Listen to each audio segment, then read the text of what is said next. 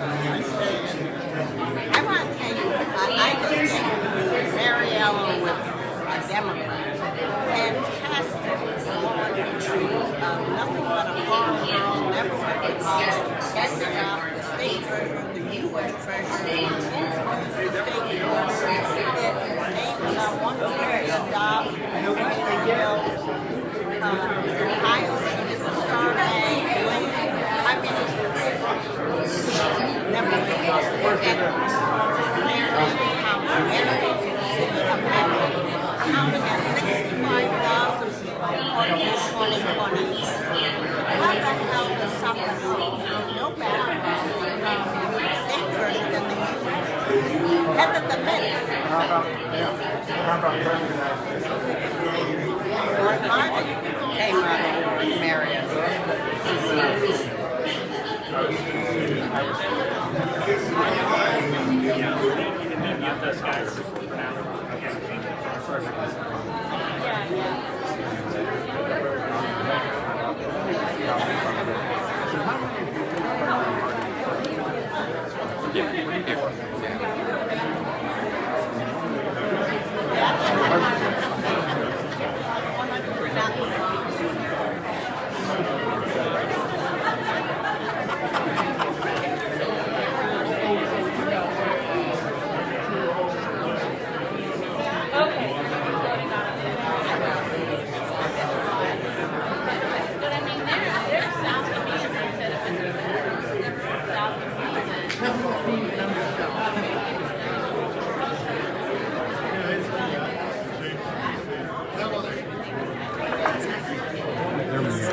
Oh, okay. But to turn it on, what do I do?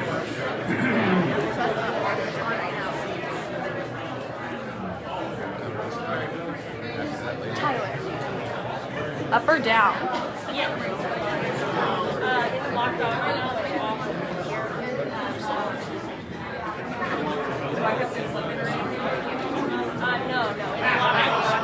Oh, perfect. I've got it all up. Go on. Yes. Mike Berger from Orange County. Wonderful. See you. How's life treating you? Ladies and gentlemen, please take your seats.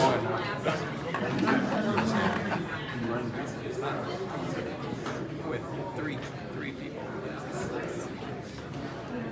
Yeah, make it a party. Thank you. As many of you know that today is the funeral service for Speaker Bill Batchelder, true champion of the conservative movement and a legendary public servant. He's a friend and a mentor to many of us here on this committee and thousands of other Ohioans involved in conservative politics. I spoke with the Batchelder family at the beginning of this week, and they insisted that we move forward with our rescheduled meeting. They said that Batch would want the committee that he proudly served as a member of to conduct its business as scheduled. So, like many of you, I'm deeply saddened by his passing, and he will be missed, but his memory will be eternal. Also, please note that Keith Cheney's brother, Kevin, is undergoing unscheduled surgery today. Please keep him and the Cheney family in your thoughts and your prayers. Good morning and welcome. This meeting of the Ohio Republican State Central and Executive Committee is hereby called to order. The chair recognizes the committeewoman from the 14th District, Gloria Martin, to offer the invocation. Please stand and remain standing afterwards for the Pledge of Allegiance.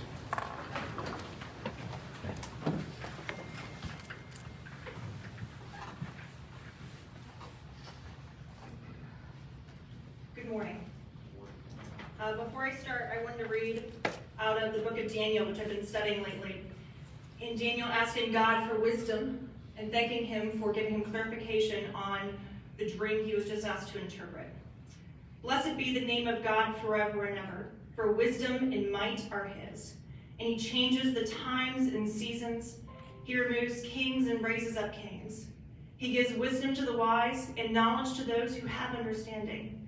He reveals deep and secret things. He knows what is in darkness, and the light dwells in him. I thank you and praise you, O God of my fathers. Please pray with me. Dear Heavenly Lord, I thank you so much for this day. I thank you for the provision of being in this country and in this state, and for the opportunity, along with the men and women here today, to serve the Republican Party of Ohio. Lord, today I ask for your wisdom. I ask that you will turn our hearts to you, that you will give us clarity and understanding. Also a love for our neighbor and our countrymen. And I pray for unity in this party and in this nation, and that we will focus on why we are here today. That we are here to promote and protect the rights of the unborn, for religious liberty and freedom, to promote those values that we hold so dear. Lord, today I ask you to be with the families of those who have lost loved ones, including us here today. I pray for your healing and your protection on those undergoing surgery and recovering. Lord, I pray protection upon our armed forces, on those who protect us each and every day in this great and wonderful country. Lord, I pray you'll be with the governing leaders in our country, and that you will give them wisdom and understanding. I thank you, Lord. In your name, amen. Amen.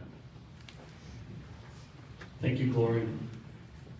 The chair calls on committeemen from the 17th District, Tim Inwood, to lead us in the Pledge of Allegiance. Tim?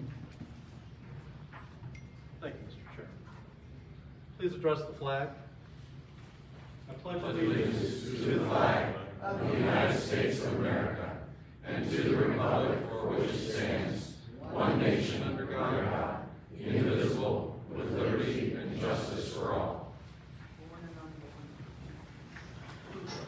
Thank you. The chair recognizes Executive Director Justin Biss to read the notice of the Republican State Central and Executive Committee of Ohio meeting and to call the roll. Justin? Thank you, Chairman. You all have received the meeting notice. We're going to start with the roll call. Bob Campbell? Here. Present. Gina Campbell? Present. Present. Mark Wagner? Here. Present. Dee Talmadge? Present. Present. Brad McLeod? Here. Present by phone. Joanne Davison? Joanne Davison?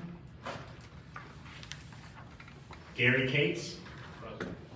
Present. Patty Alderson? Here, by phone. Present by phone. Steve Bruns? Here. Present. Mary Beth Kemmer? Present. Present. Arthur McGuire? Present on Zoom. Present by phone. Judy Westbrook? Present by phone. Present by phone. Bob McEwen? Here. Present. Michelle Schneider? Present. Present by phone. Alex Triantafilou? Alex Triantafilou? Mary Ann Christie? Present. Present. Jim McNulty? Jim McNulty? Present by phone. Linda Matthews? Present. Present. Steve Austria? Here. Present. Laura Rosenberg? Here. Present. Donna Owens? Present by phone. Present by phone. Chris Joseph? Yes. I'm present by Zoom. Present by phone. Keith Cheney? Present by phone. Present by phone. Katie Deland? Present by phone. Present by phone. David Arredondo? Present by phone. Present by phone. Patty Stein? Present. Greg Simpson? Present. Present. Gloria Martin? Present. Jim Burgess? Here. Present. Penny Martin? Present. Present. Mark Bainbridge? Here. Present. Susie O'Brien? Here. Present. Tim Inwood? Present. Present. Bonnie Ward? Present. Present. Mike Berger? Here. Present. Mary O'Toole? Present by phone. Present by phone. Jack Etheridge? Here. Present. Melanie Lenahan? Here. Present. I would have said present by phone. Pat Hennessy? Here. Present. Angela White? Here. Present. Joe Miller? Present. Present. Susan Rodman?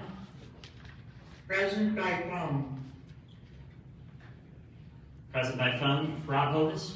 Present. Present. Joanne Campbell? Here. Present. Robert Frost? On the phone. Present by phone. Doris Peters? Here. Present. Shannon Burns? Here. Present. Lucy Sticken? Present phone. Present by phone. Dan Carter? Here. Present. Denise Verdi? Present. Present by phone. Jonathan Zucker? Here. Present. Lisa Cooper? Here. Present. Brian Williams? Here. Present. Kayla Atchison? Present. Present. Jim Simon? Present. Present. Debbie Carr? Debbie Carr? Present by phone. Present by phone. Kurt Brady? Present. Present. Sarah Brown? Here. Present. Jim Carnes? Present. Present. Leanne Johnson? Here. Present. Doug Wills? Here. Present. Betty Montgomery? Here. Present. Casey O'Brien? Here. Present. Melissa Pope? Present by phone. Present by phone. Dave Johnson? Here. Present. Monica Rob Malassa? Present by phone. Present by phone. Mr. Chairman, we have a quorum. Thank you.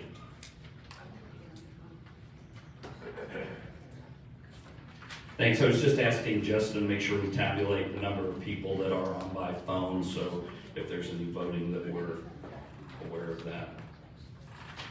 You actually did a pretty good job. The agenda for today's meeting can be found in the member folder. The chair would entertain a motion to adopt the agenda. Move to adopt the agenda. Mr. Chairman, Mr. Chairman, this is Chris Joseph calling. Yes, Chris? As for the agenda, I don't have a major problem with it except for the endorsement of the central committee members. The language you use in there saying incumbent and central committee members, and I'm not trying to point out any way, but with the redistricting, there's been some 2 members moved into our district, so I cannot agree that we should endorse them, or how do you define the word incumbent now during a new district? Chris, if I may just address your question, we are receiving a report from the Endorsement Review Committee. They'll make a recommendation at that point. I'm not certain what that recommendation is, and so I think there will be discussion at that point. So if you'd like to have discussion on that issue, that would be a more appropriate time. But we do have a motion to accept the agenda.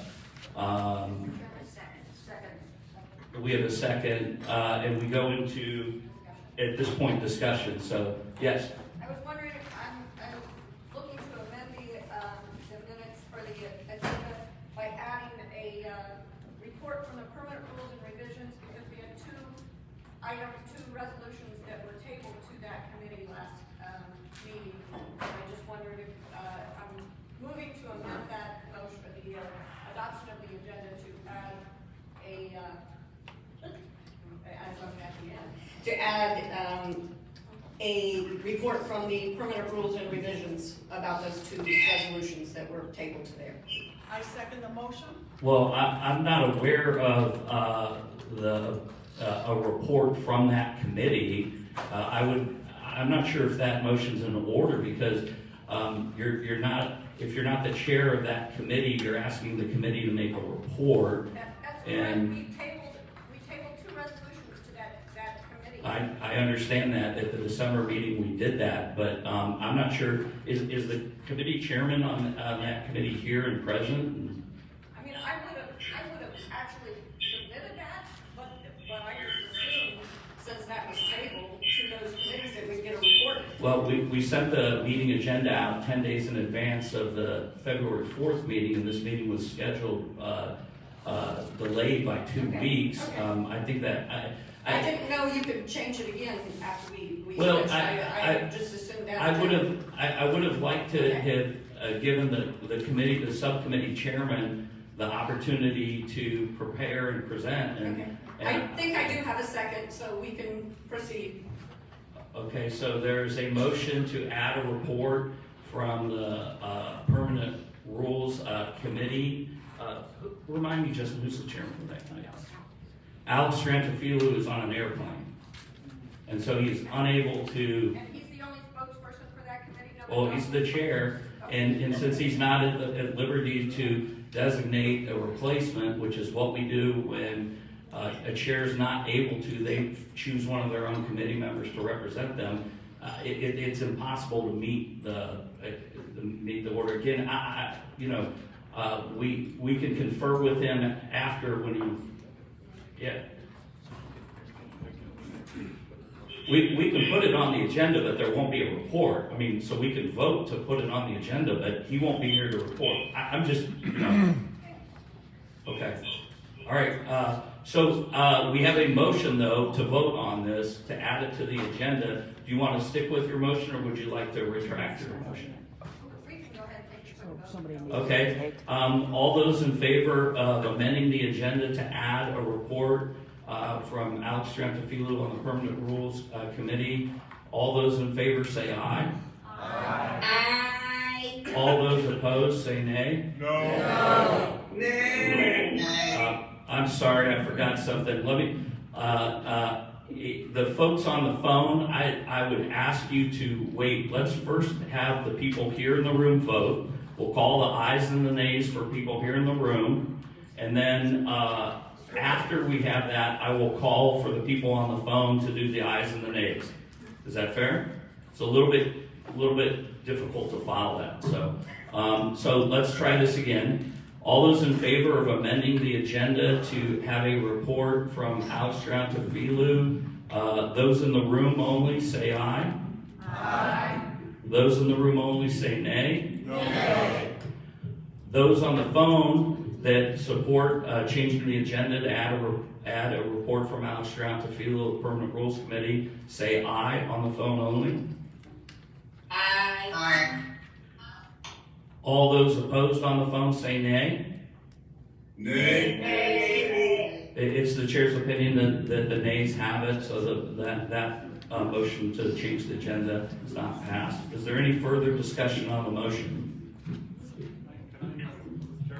Yes.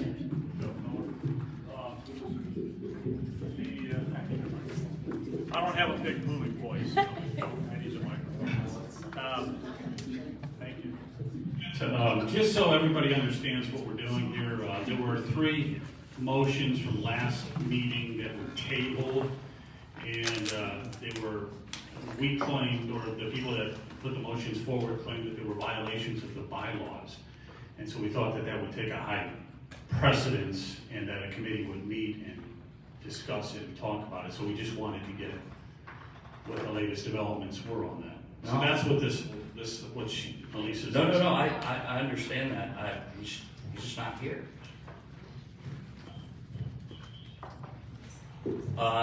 What I would suggest is, Alex is pretty accessible. I think you should contact him, let him know that you'd like a report at the next meeting, or let him know you'd like to give you an update on what's going on now. His conversations with you about his committee and what's going on don't have to only take place at this meeting. So I encourage you to contact him. He's very approachable and accessible, and should be. Yes.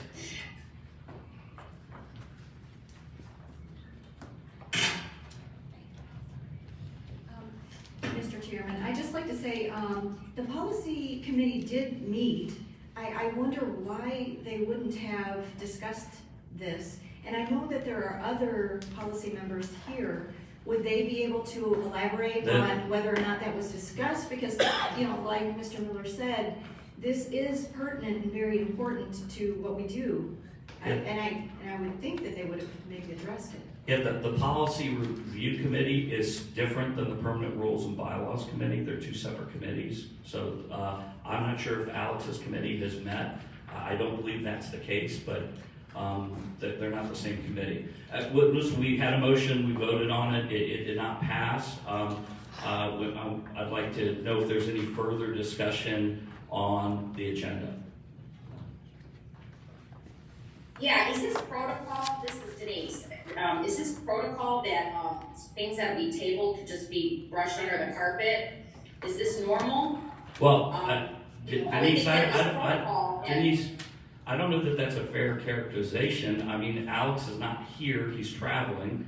I don't know what to tell you. I mean, he's on an airplane. I mean, if it were a matter of him being here and being on the phone or being available to answer questions, I would have no opposition or reason to not have him come here. I think, again, you know, he's an approachable person, and you can call him, you can ask him, and provide an update in early. You can provide an update in writing. You can do there's all different kinds of options, but we have an agenda we need to get through today. So I appreciate your concern and you would like to know the progress on that, and I think that's fair, but again, I can't make a guy appear that's not here.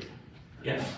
Okay, well, that's fair enough. I mean, it just seems odd to me. I mean, it was December and it's mid-February. I just think it's odd. Thank you. Again, I don't know if he's met or done anything, or if he's had discussions or not. I try to let the subcommittee chairman run their committees. Mr. Chairman, I did speak with Alex via the email, and I did actually, he told me that they would be meeting, the Permanent Rules Committee would be meeting to discuss actually my amendment proposal. So I know there were others that are on that committee here today. Would they be able to elaborate on that in lieu of the fact that he is not present? Well, again, you know, because we do know that I think it would be very discourteous to Alex, who's the chair of that committee, to have someone assume responsibility for his committee. We have other subcommittee chairs here. We have actually, you know, later in the agenda, someone's giving a report on behalf of another committee chair at that chair's request. So that structure, I think, is very important. And again, I don't know what purpose it serves to have this discussion any further at this point. So I really need to move along. Are there any other discussions outside of this on the agenda? Yes? I actually have just a quick question on another topic, and that is, when will our meetings be made public to the public and to all press? Do you have any idea when that will happen? So the policy committee met and made a determination to make changes for the February 4th meeting, which has become the February 18th meeting, and for that meeting only. So it was only for this meeting. Okay, I understand that, but does the policy committee have the authority to violate or change the bylaws as they did? Because it's clear in the bylaws that the meetings shall be open to the public and the press. Okay, Laura, we are in violation of the bylaws. Okay, Laura, your comment is not well, or your point of order is not well taken. We're dealing with the agenda. Do you have anything to discuss about the agenda, which is under discussion at this point? No, I just wanted to clarify that as being part of the agenda, being part of this meeting. It should be open to the public. Thank you. Thank you. Chairman, call the question. Thank you. We have a call to question. Is there a second? Second. We'll now proceed to a voice vote. Again, we want to separate this for the agenda. First, those individuals in the room that approve the agenda, vote by saying aye. Aye. Those in the room that oppose the agenda, vote by saying nay. Those on the phone that support the approval of the agenda signify by saying aye. Aye. Those on the phone in opposition signify by saying nay. In the opinion of the chairs, the ayes have it, and the agenda is adopted. And now move on to approval of the previous meeting minutes. There's a copy of the minutes from the December meeting in the member packets. The chair will entertain a motion to dispense with the reading of the minutes for their approval as presented. Mr. Chairman, Yes, Mr. Haas. I move to dispense with the reading of the minutes and approve them as distributed. Thank you. Is there a second? Mr. Chairman, I second. Okay, there's a second. Any discussion? Yes, Jim. Thank you. In order for the members of the State Central Committee to govern effectively, we need our meeting minutes to properly reflect the business that was transacted. The minutes need to be a complete record. The December minutes do not fully reflect the business that transpired on December 3rd. Robert's Rules Section 48.4 Part 6 clearly states that, quote, the body of the minutes should contain a separate paragraph for each subject matter and should show all main motions to bring a question before the assembly. Then Part A of this section continues with, quote, stating the wording in which each motion was adopted or otherwise disposed of. Robert's Rules clearly says the final wording of all motions is to be recorded in our meeting minutes. After informing Executive Director Biss the meeting minutes needed to be updated, he requested I send him those updates. On December 27th, I responded with those updates. Not realizing the Secretary was not included, I forwarded the changes to her on January 9th. Here today, I notice the meeting minutes have still not been properly updated, so I move to amend the minutes in the following manner. 1, in the adoption of the minutes section, member Doris Peters and member Laura Rosenberg made a motion. The text of each motion is to be added to the December minutes. 2, in the new business section, members Mark Bainbridge, Laura Rosenberger, and Melanie Lenahan each put forth a resolution. The text of each resolution is to be added to the December minutes.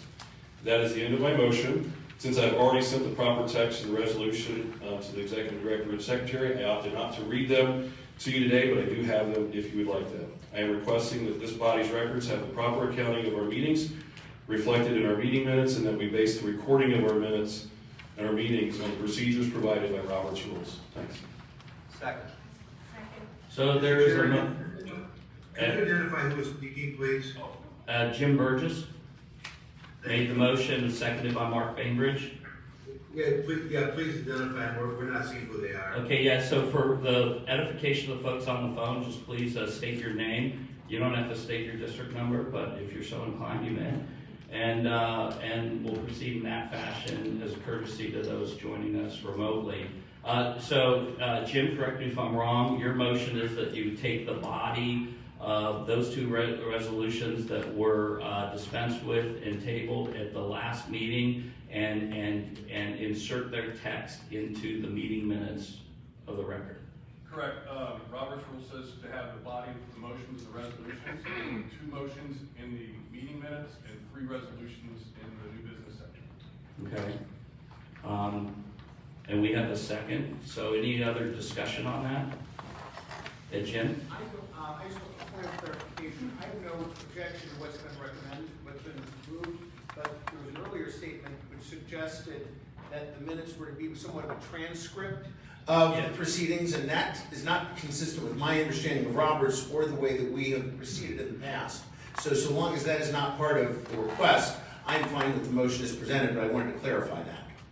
Yeah, I mean, I'm not sure. I mean, the motions that were, or the resolutions that were made are a matter of record, so I don't see the difference between having them actually physically attached to the minutes versus not having them just referred to the minutes. So, I mean, but that's the motion that's before us, so is there any further discussion? Okay, Jack. Well, I appreciate the point you just made, Bob. This is Jack Etheridge, Senate District 19. But I do think that it is important for us to err on the side of fastidiousness, if you will, on topics of this nature. Sure. I think Robert's rules state the matter pretty clearly, and I think that we have already obligated ourselves to follow Robert's rules, so I think that we should proceed with that in mind. Okay. Is there any further discussion? Okay, once again, for those in the room first and then on the phone, all those in favor of amending the minutes to, Kurt, did you have a? Are you going to review the motion? Yeah, I'm just doing that right now. Just to be clear, the motion is that we would add to the minutes, as official part of the minutes, the text of the resolutions as submitted at the time and as voted upon at the December meeting. And that is the request here to amend the minutes. There's no further discussion. Yeah, Sarah. Mr. Chairman, one further question on this point. If these resolutions are not memorialized in the reporting out in our minutes, is there some other place that these resolutions submitted to this committee would be placed for review or access or stored even? Where do these resolutions go? Well, we keep files on these things, but what I understand is the sponsors of these motions want to memorialize it, similar to what they do in Congress by adding something to the record, but not, actually reading it in every time that they put it into the record. So, it's six, half dozen the other on it, but, the committee, there doesn't appear to be a lot of opposition on it. So, just to be clear, the motion is to amend the meeting minutes to have resolutions as attachments or part of the official meeting minutes referenced to, so they aren't just referenced to, that they actually become part of the meeting minutes. So those in favor of that amendment, in the room only, signify by saying aye. Aye. Those opposed, nay. Okay. Those on the phone that agree with amending the minutes to add the text of the resolutions that were submitted and dispensed with at the December 4th meeting, please signify by saying aye. Aye. Aye. Those opposed say nay. It's the opinion of the chair that the ayes have it. The meetings are amended to include the two resolutions, those resolutions that were dispensed with at the December 4th meeting as part of the minutes. So if you make sure you follow up with Monica on that. Okay. Is there any further discussion on the minutes from the previous meeting? Okay. Can I entertain a motion to accept the meeting minutes as amended? Motion moved by Shannon Burns, seconded. Oh, okay, it's already pending. Okay, fair enough. Thank you, Rob, our resident parliamentarian. So can we call the question? Those all in favor, first in the building, then on the phone. Those all in favor of the minutes as amended, please signify by saying aye. Aye. Those opposed, nay. Those folks only on the phone signify accepting the amended minutes by saying aye. Aye. Aye. Those on the phone say nay. It's the opinion of the chair that the ayes have it and the amended minutes are accepted. Thank you. Now on to old business. We have under consideration a draft resolution submitted by Joe Miller. The chair recognizes Joe Miller for 3 minutes to introduce the draft resolution. Joe?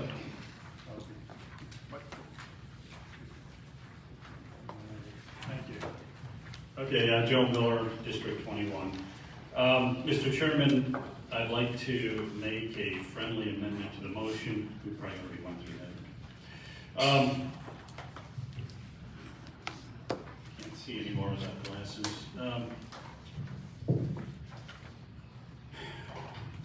Okay, we start off like this. We need transparency with this organization. And I'm going to get to this in just 1 second. No, that's fair, Joe. And not to take any time away from you, but Joe has just requested, for the edification of the members, I want to clarify what he said. Okay. Joe had submitted a resolution at the last meeting. He said he wanted to make a friendly amendment to his resolution at this meeting, and from a procedural standpoint, we want to address that. But rather than vote on this and go through all the rigmarole, can we have a consensus? Is there any objection to the gentleman making a friendly amendment to his own resolution?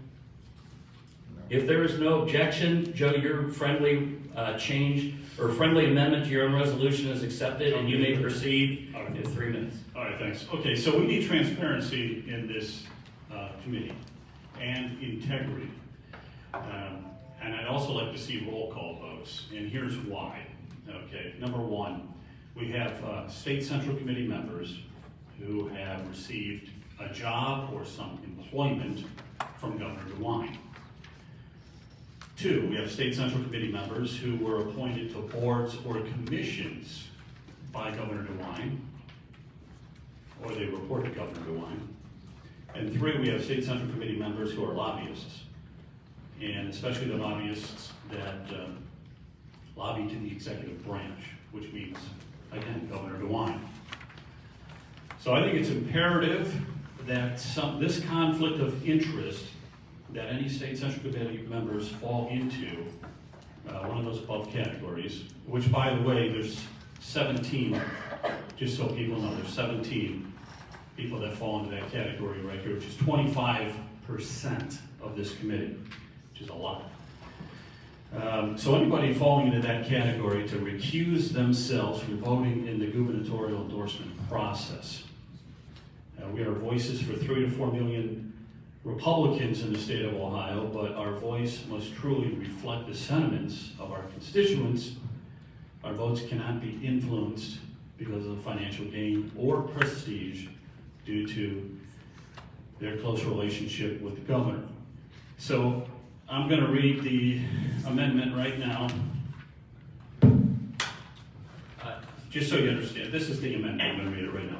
And I'll let you finish your, I just want to point out to members that a copy of the friendly amended motion is inside your packets and designated as such. I think we put both copies there.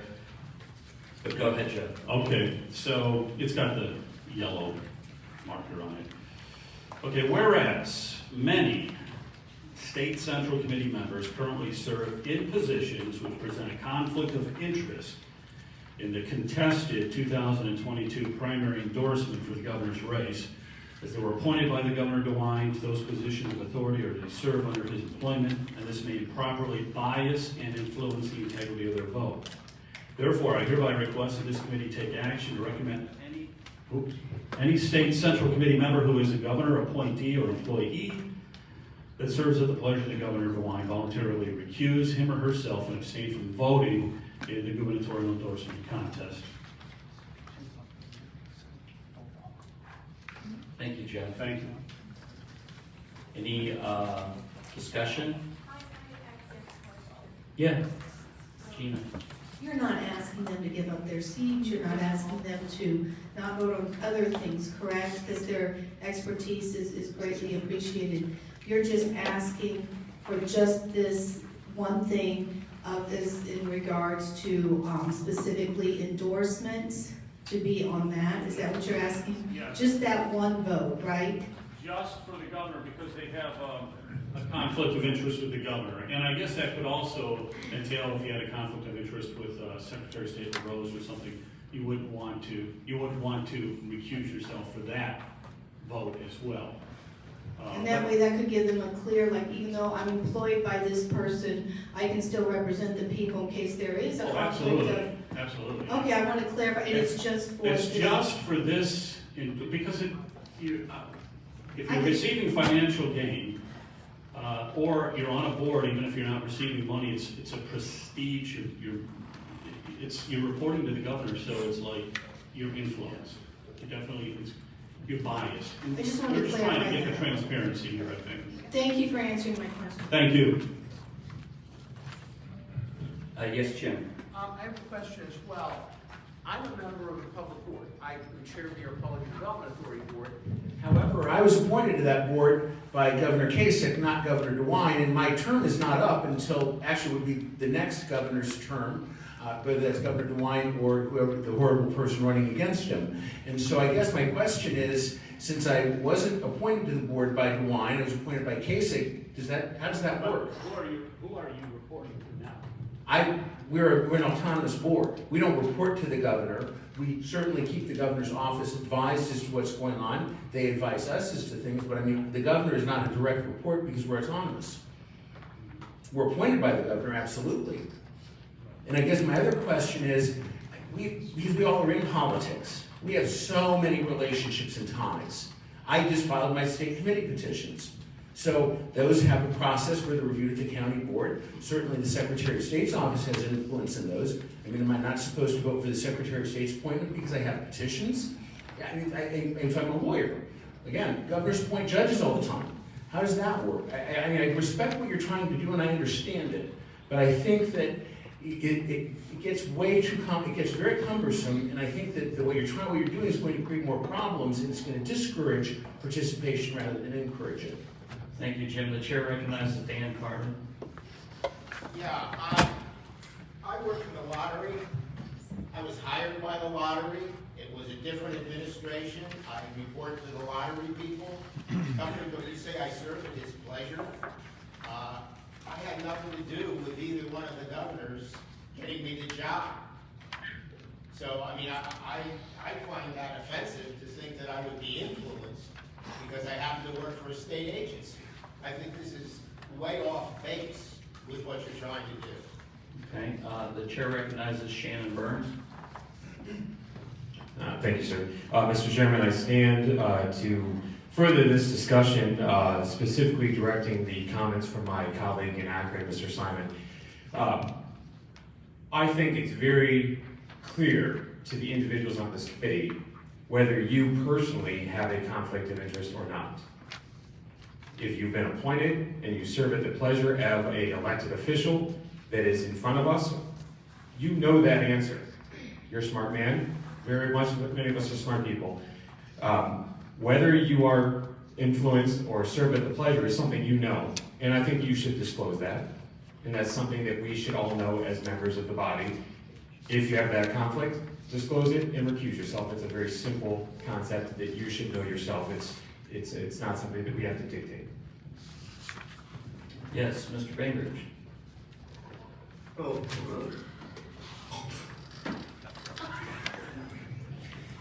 Mr. Chairman, I just want to point out from a business standpoint, this is a very common thing that all businesses do, whether you're a federal government business or whether you're an SEC organization or whether you're a privately owned company.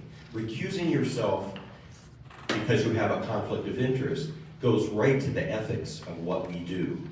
It has to do with our own positions to be of loyalty to the organization. We cannot be loyal to this organization and take a vote if we have a conflict of interest. And that's what our ethics say. And so I would remind members, as Mr. Burns said, that that is a real fiduciary responsibility that all of us have to remain loyal to this organization and disclose conflicts of interest and recuse ourselves when we have one. Yes, Sarah. Mr. Chairman, I'm compelled to stand up and speak at this moment. There has been much bandying about of the word ethics, which contains profound historic and philosophical meaning. We've heard about realtors' ethics. We've heard about auditors' ethics. In the state of Ohio, we have the Ohio Ethics Law, which was put into the Ohio Revised Code following the end of Watergate, so that elected officials would not be misstepping around conflicts of interest and all of those true ethics matters. There was an attempt a few months ago to herd this group into being afraid because of ethics that they all had to file financial disclosure statements. It was only when checking with the Ohio Ethics Commission was the statutory cite given, and no, in fact, we are exempted from filing financial disclosures, so please be a little cautious when you throw out ethics, because a group that is supported in their ethics by loudmouth bullies is a little wanting in the world of ethics. If you want to know what the Ohio Ethics Law says, go to the Ohio Revised Code and read it. I'm reminded that when Gorbachev went to the United Nations years ago as the communist empire was spreading and creating terrible things around the world. Somebody said, Mr. Premier, how do you keep going? How does this happen? And he said, it's like slicing bologna.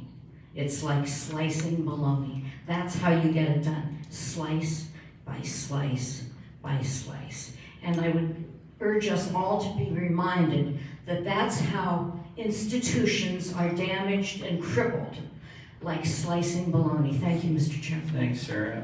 Angela?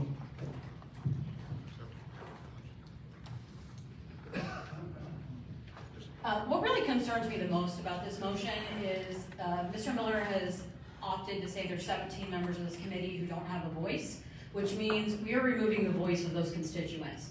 Those members were elected in 2020 to serve on this committee, and they are the voice of those constituents. Most of these people were appointees or employees at the time that they were elected, and telling them that they have to recuse themselves is saying that those voters do not have a right and a say in the body and what we do in the proceedings of these meetings.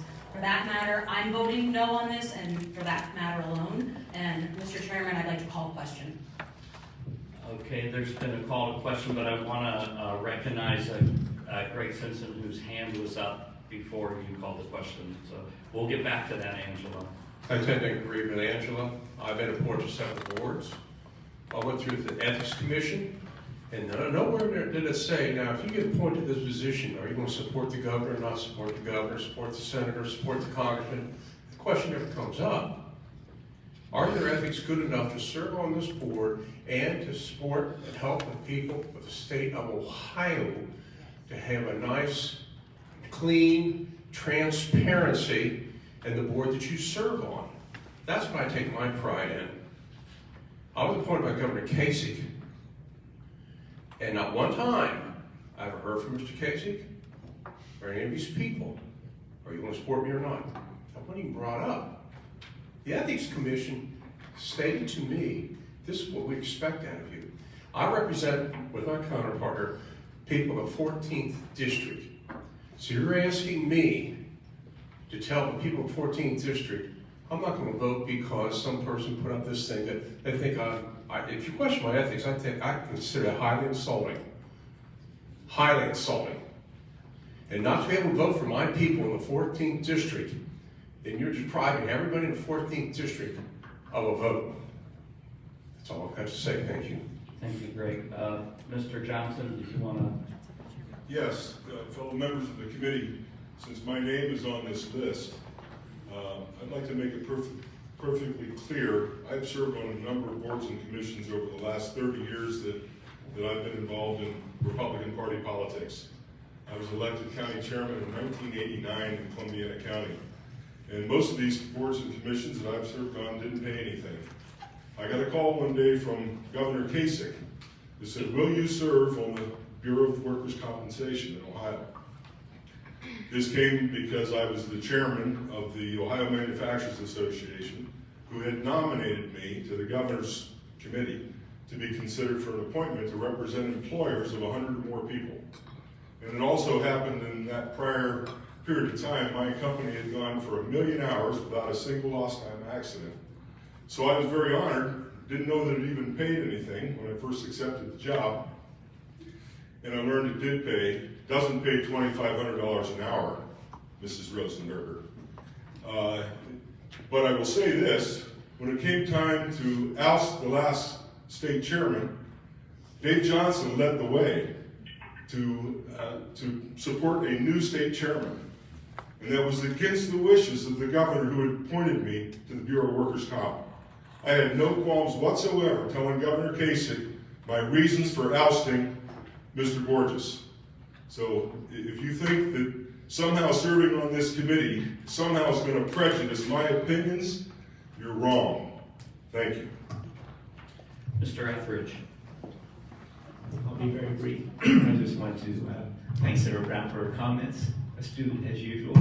But I did want to stipulate for the record that I'm sure that she did not intend to state that any member of this committee was either loudmouthed or bullying. So if I can have concurrence on that, we'll state that for the record. Thank you. No, you don't have that. I said, Okay, order from Mrs. Brown. She's the one that spoke. Sarah? Jack, I don't think that's in order. Okay. Angela, I recognize you to make a motion. Yes, Mr. Chairman, I made the motion for a call to question. There's a motion to call the question. Is there a second? The motion has been seconded. We will now proceed to a voice vote. Once again, we'll start with members here in the room first, and then members on the phone. All of those in favor of Joe Miller's friendly amended resolution signify by saying aye. Aye. All those opposed say nay. Nay. For those members on the phone, all those in favor of Joe Miller's friendly amended resolution signify by saying aye. Aye. All those opposed say nay. Nay. It's the opinion of the chair. The nays have it. The resolution is defeated. We'll now move along to a resolution that was submitted by Joanne Campbell. The chair recognizes Joanne for 3 minutes to introduce the draft resolution.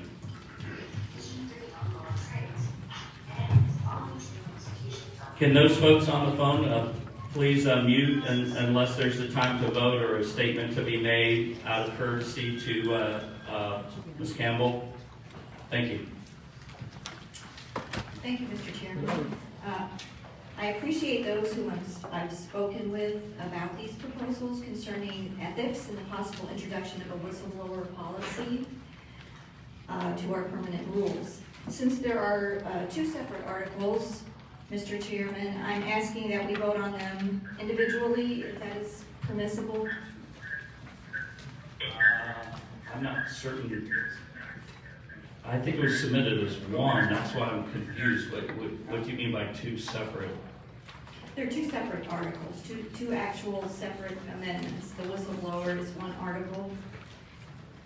The ethics is the first. It starts with the first. They are related, but they're not the same. I spoke with you last meeting in December, and you told me I could do that. I think it just might make things a little bit easier to take them one at a time. No, it's done. Listen, this was done as a single resolution, and it's taken us a long time to vote on these. I'm not sure. We just got done voting on an ethics resolution prior to this. Well, this is an amendment to the Point of order. Yeah. This is Yeah. the parliamentarian, whether this is, there would be an amendment to the motion that would need to be voted on, or whether the proposer can do this. I mean, I think it's an amendment to the motion, isn't it? Yeah, I think Joanne, the reason this is an issue is this was presented to the members as a single resolution, as Joanne Campbell's resolution, and it was not presented as 2 separate resolutions on the agenda for the December 4th meeting. I think you would have to make an amendment to the resolution, have this as 2 separate resolutions, to have 2 separate votes. Can I do that? Make an amendment to make these 2 separate? You can do whatever you want if you want to propose a motion. I propose a motion that we make these as 2 separate amendments to the permanent rules. Is there a second? I'll second. There's a second.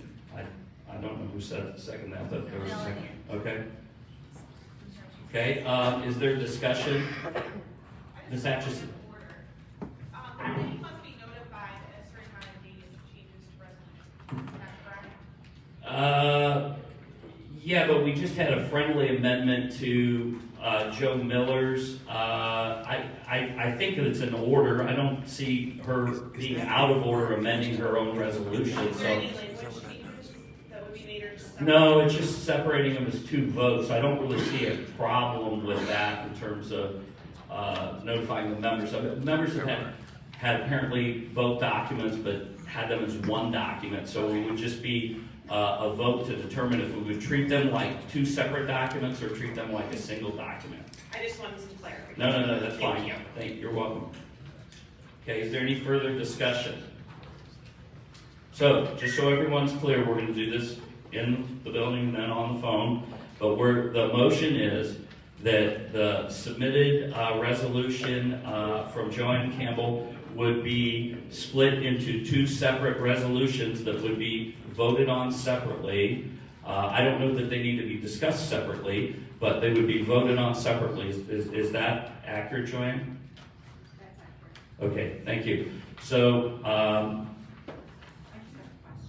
okay, sure. So we're going to be taking one vote, and this is what we're voting on.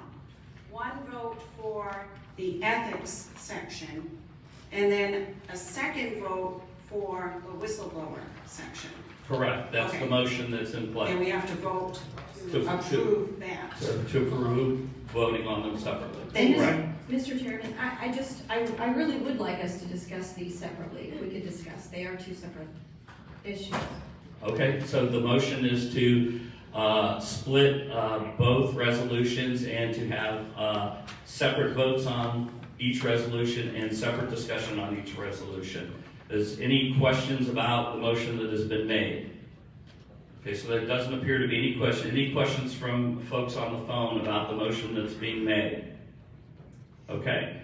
So again, for those in the room, those in favor of splitting the motion and having separate discussion and separate votes on each, signify by saying aye. Aye. Those opposed say nay. Nay. Those on the phone in favor of splitting the resolutions into two separate votes, into two separate discussions, signify by saying aye. Aye. Those opposed say nay. Nay. It's opinion of the chair that nays have it, so we'll treat these as one document and have discussion. If you want to take, I'll take liberty as the chair and give you a little more than 3 minutes since you've got so much to discuss. Thank you, Mr. Chairman. I believe we can do so much to actually become more accountable and work with a transparency that will engender the trust that many believe is so obviously missing, to repair the rift within our party and become a magnet for Ohioans who crave true integrity, as I'm sure we all do, and honest leadership.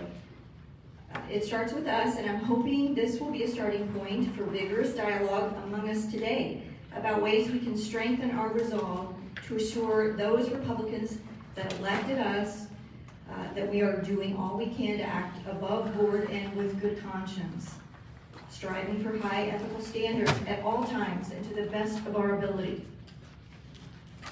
So with that, I make a motion to amend our permanent rules to include Article 12 and 13 as follows. Ethics, the code of values and decent human behavior will be defined and supported by the Ohio Republican Party. Our party and its leaders, public officials, public figures and elected officials are role models, standing for issues, making decisions and developing policies for the good of society. The ORP commits itself to apply a code of high ethical standards in action, word, and deed, and encourages all its members, including elected and public officials, candidates, county leaders, central committee members, and community leaders to apply these standards in obedience to Ohio ethics law, personal characteristics of integrity, honesty, and transparency of action. All ORP state central committee members and officers shall adhere to the Ohio ethics law, and in addition, all committee members that are employed and are appointed by elected officials or those committee members with an immediate family employed by elected officials may not vote on endorsements, resolutions, or financial support pertaining to said candidate, campaign, or elected official.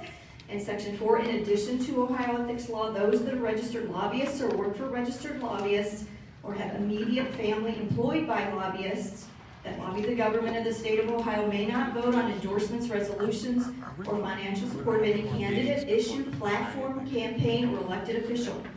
In addition to Ohio ethics law, the ORP state central committee members must recuse themselves when there is the appearance of an improper influence. The penalty for a member that knowingly fails to recuse him or herself due to a conflict of interest is immediately censured with a loss of 12 months of voting privileges.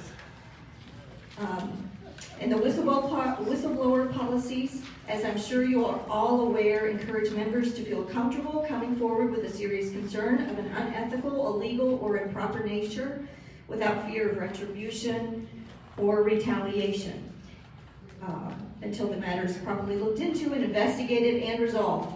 Many organizations have whistleblower provisions, and I think it worthy of discussion to consider doing the same. I'm hereby moving to amend that Article 13 whistleblower policy, which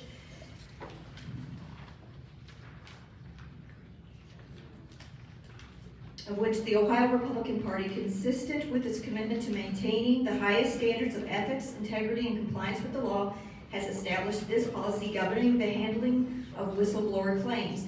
This whistleblower policy applies to all ORP officers, state central committee members, employees, and contractors, and covers unlawful conduct, practices, or activities, violations of any ORP policy or permanent rules, inappropriate use of ORP funds or other resources that are inconsistent with the permanent rules, conflicts of interest, misappropriation, falsification, alteration, or destruction of ORP records, conduct, practices, or activities that are inconsistent with generally accepted accounting principles.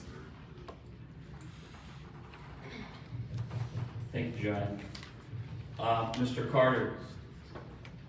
Yes, I move the previous question. We've had this material since November. We've looked at it, and I will move the previous question. There's been a motion to call the vote. Is there a second? I'll second that. Okay, it's been seconded. So once again, we have the resolution before us. You had it for the December meeting. You have it before you here for this meeting. It is in your packets. Since we've ended debate and called the question, we will now proceed to a voice vote once again. Those of you in the room first, and then those of you on the phone. We will now proceed for a voice vote. And the vote is on the proposed amendment on ethics and another one on whistleblower submitted by Joanne Campbell.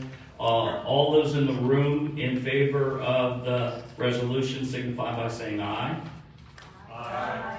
Those opposed say nay. Nay. Those on the phone in support of the resolution signify by saying aye. Aye. Those on the phone opposed signify by saying nay. Nay. It's the opinion of the chair that the nays have it. The resolution is defeated. We will now move on to the financial reports. And, oh wait. No, we did. It's all voted as one. That's all voted as one. Yeah. That was defeated. That was defeated. Both of you guys, come on, catch up. You're supposed to be on top of this. All right, well, we will now move on to the financial reports. Please be aware, I discussed this at the last meeting, and I'll reiterate here at this meeting. Please be aware that we are under active litigation on several issues, including topics of a financial nature, and we may be unable to take questions at this time. If you do have questions about the reports that will be submitted here, please email them to us and we can address them, or have the audit committee chairman or the treasurer address those as well. If at this time the chair recognizes audit committee chairman Kurt Braden to give the audit committee report. Kurt? Thank you, Chief.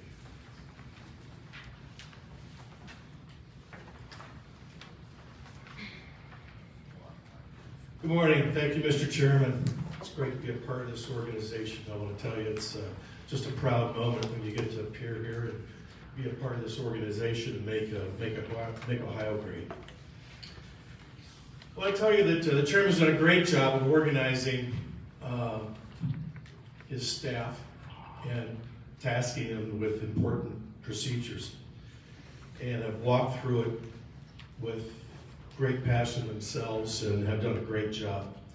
As far as the audit committee, I want to tell you that everybody's been very active in making sure that this process is taken care of in a very businesslike way. To say that the audit committee faced unnecessary challenges this past year would be an understatement. This audit committee report will highlight those changes and provide an update on where several issues stand. Last year, the audit committee authorized an audit of the Ohio Republican Party finances for the years 2019-2020. The contract for the audit by Clifton Larson Allen LLP was approved by newly elected Chairman Bob Paduchik, began in May of last year. It's important for me to remind members that the ORP bylaws do not require audits, only that the audit committee conduct an annual report. During a fiscal review committee conference call in April, Mark Bainbridge expressed concerns regarding the accounts receivable entries presented in the fiscal year 2020 financials. On May 24th, Justin Biss delivered a memo explaining the discrepancy as a bookkeeping entry error. The memo also stated the matter would be referred to the audit committee, or referred to the audit firm, CLA, for verification. And I'll have more about this later. Surprisingly, the memo didn't satisfy Mark Bainbridge and Laura Rosenberger, who both made unauthorized contacts with the CLA auditors attempting to influence the in-process audit and its scope of work. While any member of the committee may contact the auditors to present material evidence and concerns regarding misfeasance or malfeasance, only those individuals authorized by the committee can manage the process. This is a very important part to me. While each of us is elected to serve our constituents, only the chairman, officers, or authorized individuals can speak on behalf of the entire committee. To be clear, no single member has any authority without authorization, and neither Mark Bainbridge nor Laura Rosenberger were ever authorized to meddle with the audit process.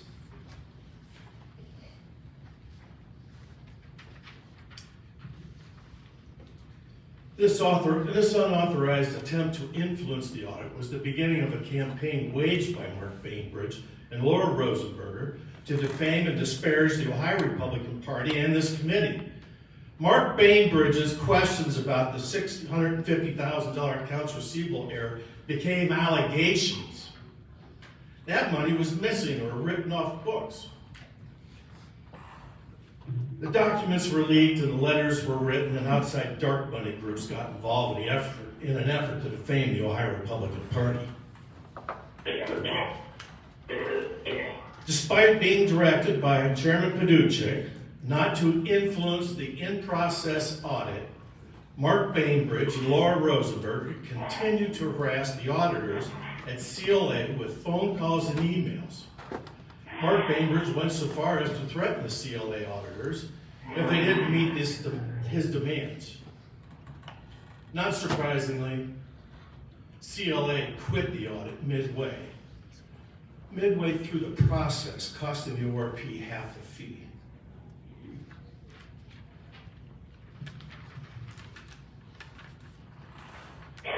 After Mark Bainbridge and Laura Rosenberger sabotaged the CLA audit, Laura Rosenberger was removed from the audit committee. Currently, efforts to find a new auditing firm have been hampered by the negative campaign waged by Bainbridge and Rosenberger. Auditing firms are not eager to engage in controversial matters, and the negative press coverage generated by Mark Bainbridge and Laura Rosenberger have created such controversy.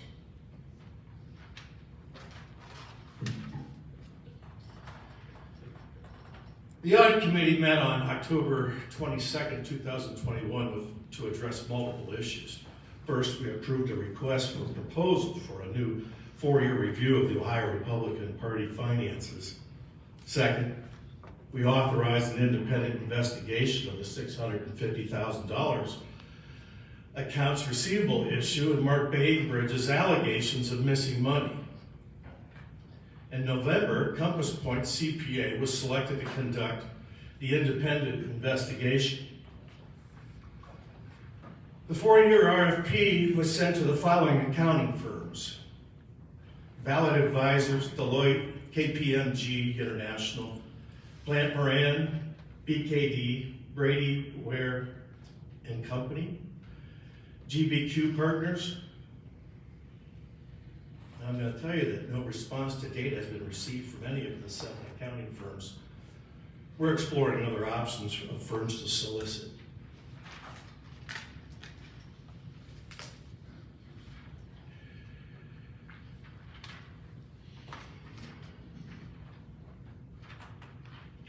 On January 21st, 2022, Compass Point completed the report and found no wrongdoing. They found no wrongdoing. After reviewing bank receipts, Compass Point determined that all invoices were paid, excluding a single invoice for $745 to Stitt for Governor. Furthermore, there is no missing money, and the ORP did not write off $650,000 in account receivables. Compass Point determined that these specific accounts receivable were not written off, and the money was collected by the ORP. Compass Point's analysis did not find any illegal or fraudulent activity, nor the misappropriation of funds. The bottom line: this was a bookkeeping mistake and not theft. It's important to report that Compass Point hosted a Zoom meeting on January 17, 2022, with Mark Bainbridge and Laura Rosenberger to review the report and answer their questions. Despite their antagonistic behavior and lawsuit, Mark Bainbridge and Laura Rosenberger have had every opportunity to know the results of this independent investigation. Mark Bainbridge has made many unsubstantiated public allegations of missing money that seems to keep growing every week. It is impossible for the audit committee to address those allegations, as Mr. Bainbridge has never clearly communicated them to either Chairman Paduchek, the audit committee, or the ORP. Until this fact changes, the audit committee will consider this resolved. All that said, audit committee looks forward to the Republican victories that we're all going to be working for the rest of this year. And I want to thank all of you for your hard work and look forward to working here this year, getting Republicans elected. Thank you.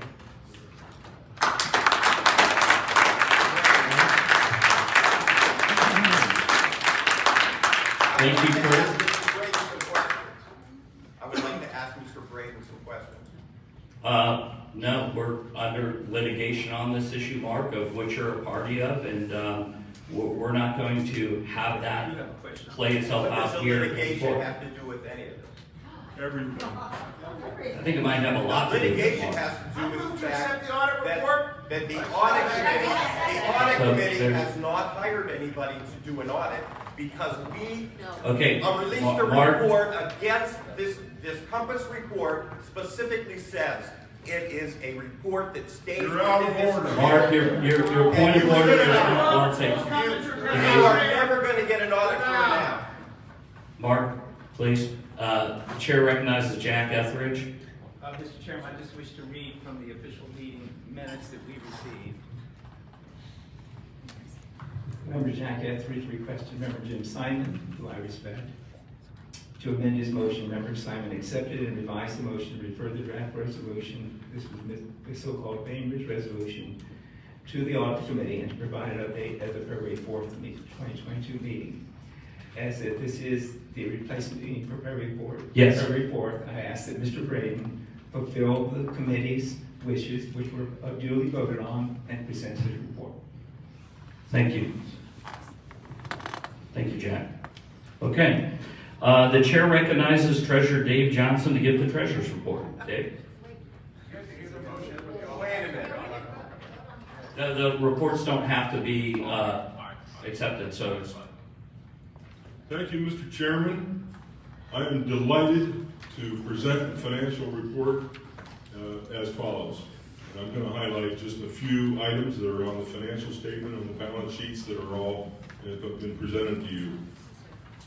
Total cash on hand is $1,217,000. Total liabilities at this point in time are $466,000. I've rounded the numbers. Under the profit and loss statement, monies raised January 1st, 2021 through December 31st, 2021 amounted to $1,986,000. Some fundraising highlights: we continue pushing our direct mail fundraising program, which has now generated $856,000. The ORP operating expenditures for the period were $1,579,000. Additionally, I want you to know that the Bainbridge-Rosenberger lawsuit has cost this party nearly $50,000 in accounting fees so far. This is disgraceful. If you have any questions about the financials, I would be happy to take them by email directed through staff, but they will be in writing. Thank you. Real transparency. Sir, you're out of order. Mr. Chair, I have a question for you. Yes, Shannon?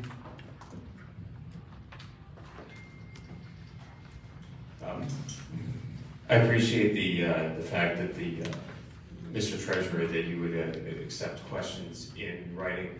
And I will intend to submit a couple questions for you. Happy to do that, but I did want to ask the chair a question that is facing us right now, and see if it's appropriate for the committee to be talking about this, and if not, then happy to move on. I did take a moment to review Governor DeWine's reporting to the Secretary of State, and it does appear that the state party has once again provided over $500,000 in in-kind contributions to the DeWine campaign. I made my point last time that obviously I don't believe that that's with our bylaws. I made that discussion, we tabled that discussion. It did not get brought up again today. I'm just curious, Mr. Treasurer, why have we not reported ourselves so we can verify that we actually did give in-kind contributions? Why have we not reported to the Secretary of State like we're supposed to? And maybe we did this morning, and I'd love to hear about it.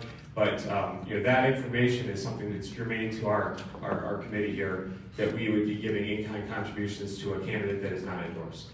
Okay, thank you, Shannon.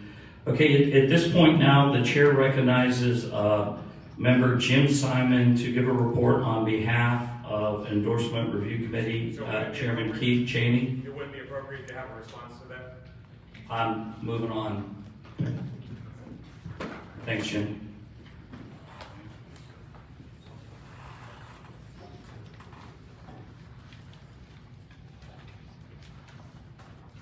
Thank you, Mr. Chairman.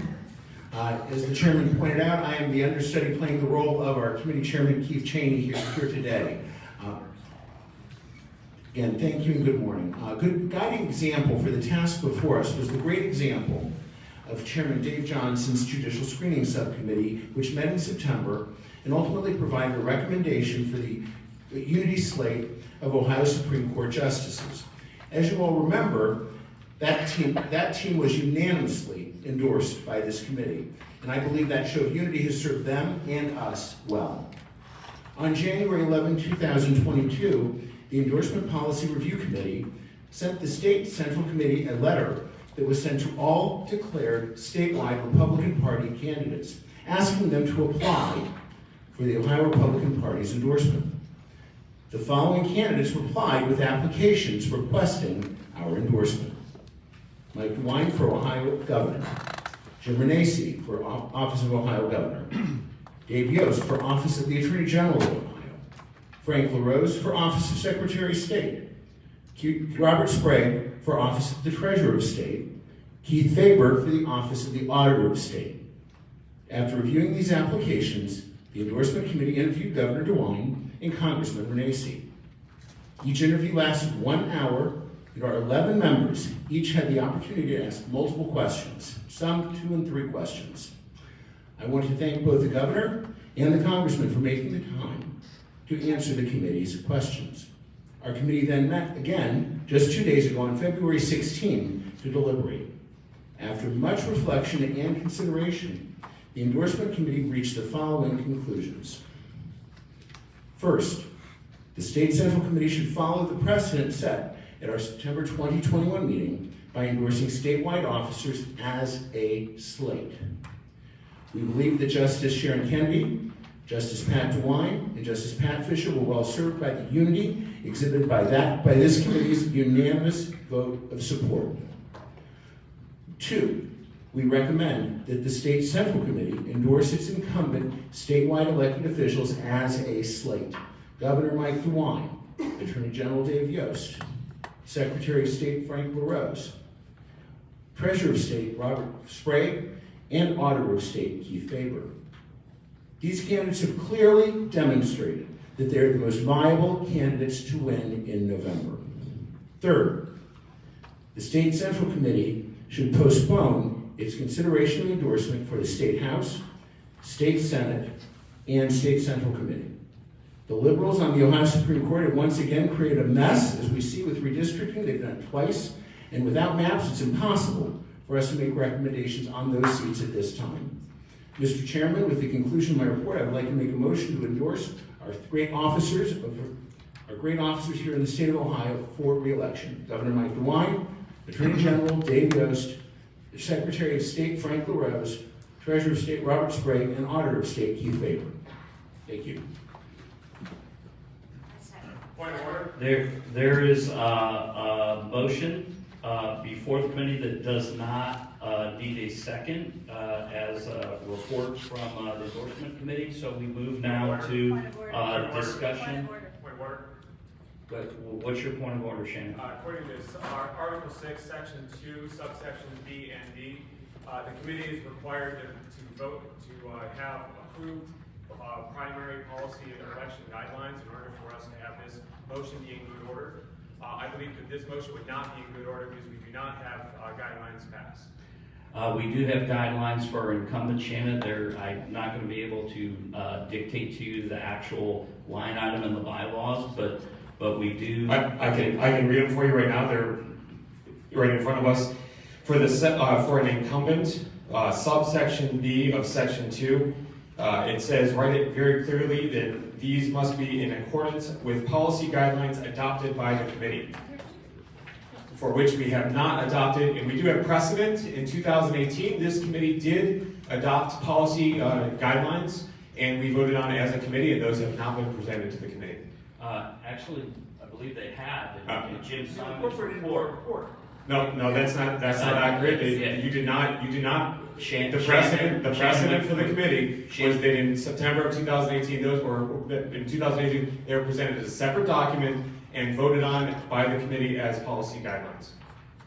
Shannon, the Endorsement Policy Committee met on January 10th, I believe. They made the decision to review 4 different sets of endorsements. They had a process in place, candidate screen. They moved that process, and Sir, we've already been faced with enough litigation as an organization. We do want Mr. Burns, if I may. We don't want to get embarrassed again. Let's do this the correct way.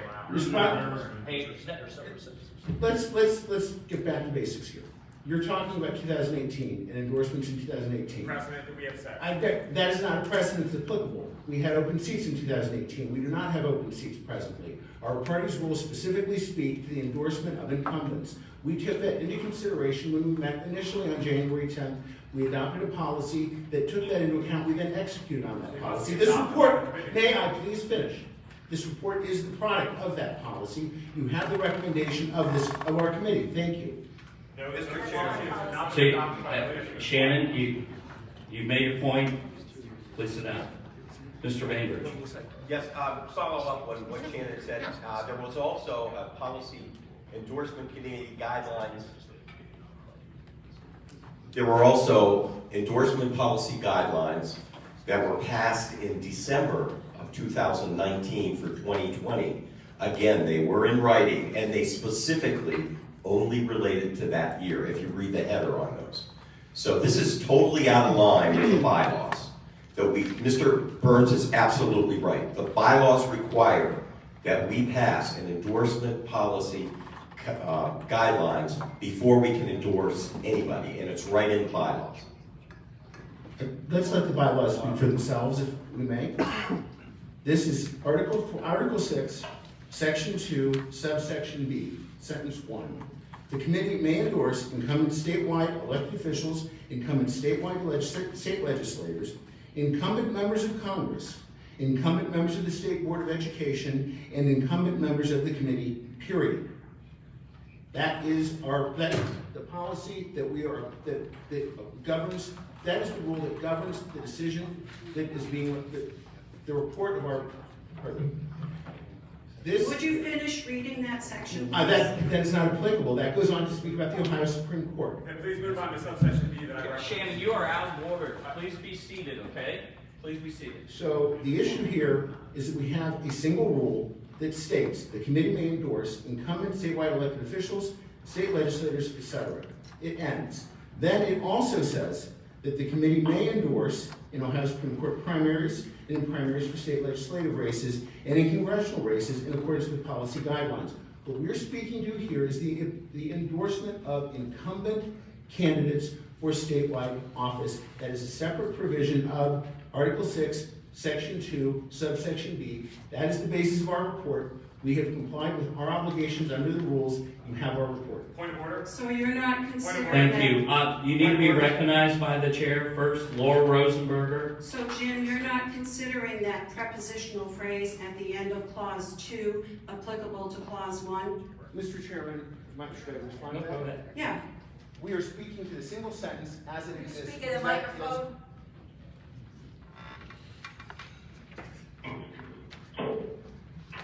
I'm not a grammarian nor my English professor, perhaps you are, but we have a single sentence that says the committee may endorse incumbent statewide elected officials, and it lists them. There's a period at the end of that sentence. That is a complete thought.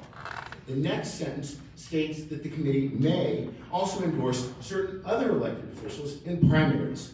These are two separate concepts, two separate standards. We are following the rule you have. Point of order. So it's a simple question. You're not considering the prepositional phrase. I'm not going to be cross-examined by a member of the committee, not speaking to the chairman. It's an easy question. Chairman, point of order. It is a very easy question.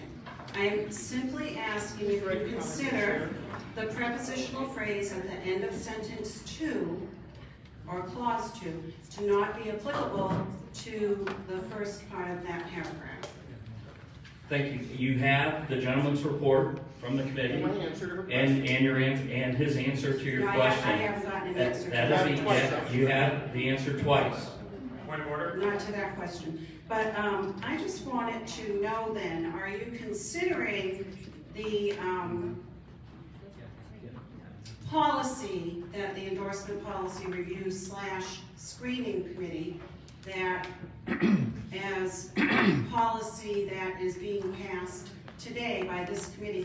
Why don't we have anything in writing? We're just to accept your screening committee?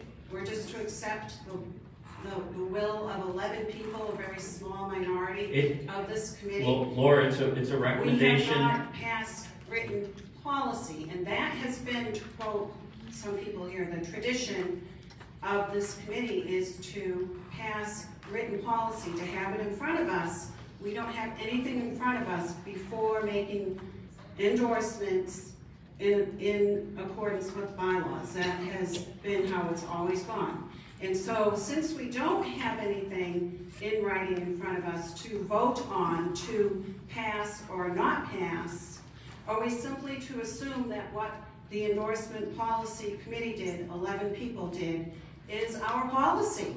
None of us voted on it. We should have voted on that back in December. So and we never did. Laura, we're voting on their recommendation after the discussion here, so there'll be an opportunity for the entire membership to vote on their recommendation, which is a recommendation which has been properly executed by that subcommittee's authority under the bylaws which have been cited and addressed. Right, but nobody here voted on that. Well, you're going to have an opportunity to discuss and vote on it, Laura. So, Okay. okay, thank you. Shannon, you have a new point of order? Point of order. Okay. Mr. Simon and the parliamentarian, you addressed the issue of Article 6, Section 2, subsection B. I actually agree with your assessment that the second line does not actually pertain to incumbents, but you did not address Article 6, Section 2, subsection D, whereas in the second line, ORP candidate services will only be used in a primary campaign when the candidate is supported in accordance with the primary policy guidelines as submitted. That is the point that was not been addressed by you, Mr. Chairman. That is a point of order that is in good order, and you must address that. Actually, it's not in order because we have a question of a recommendation on endorsements. We don't have a question on an assignment. I challenge the ruling of the chair. ORP. I challenge the ruling of the chair. So we do a vote to challenge my ruling, and so is there a second to Mr. Burton? And what is your motion other than to just challenge my ruling? So I made a point of order that said that this motion that's been laid on in front of us as a body is not in good order.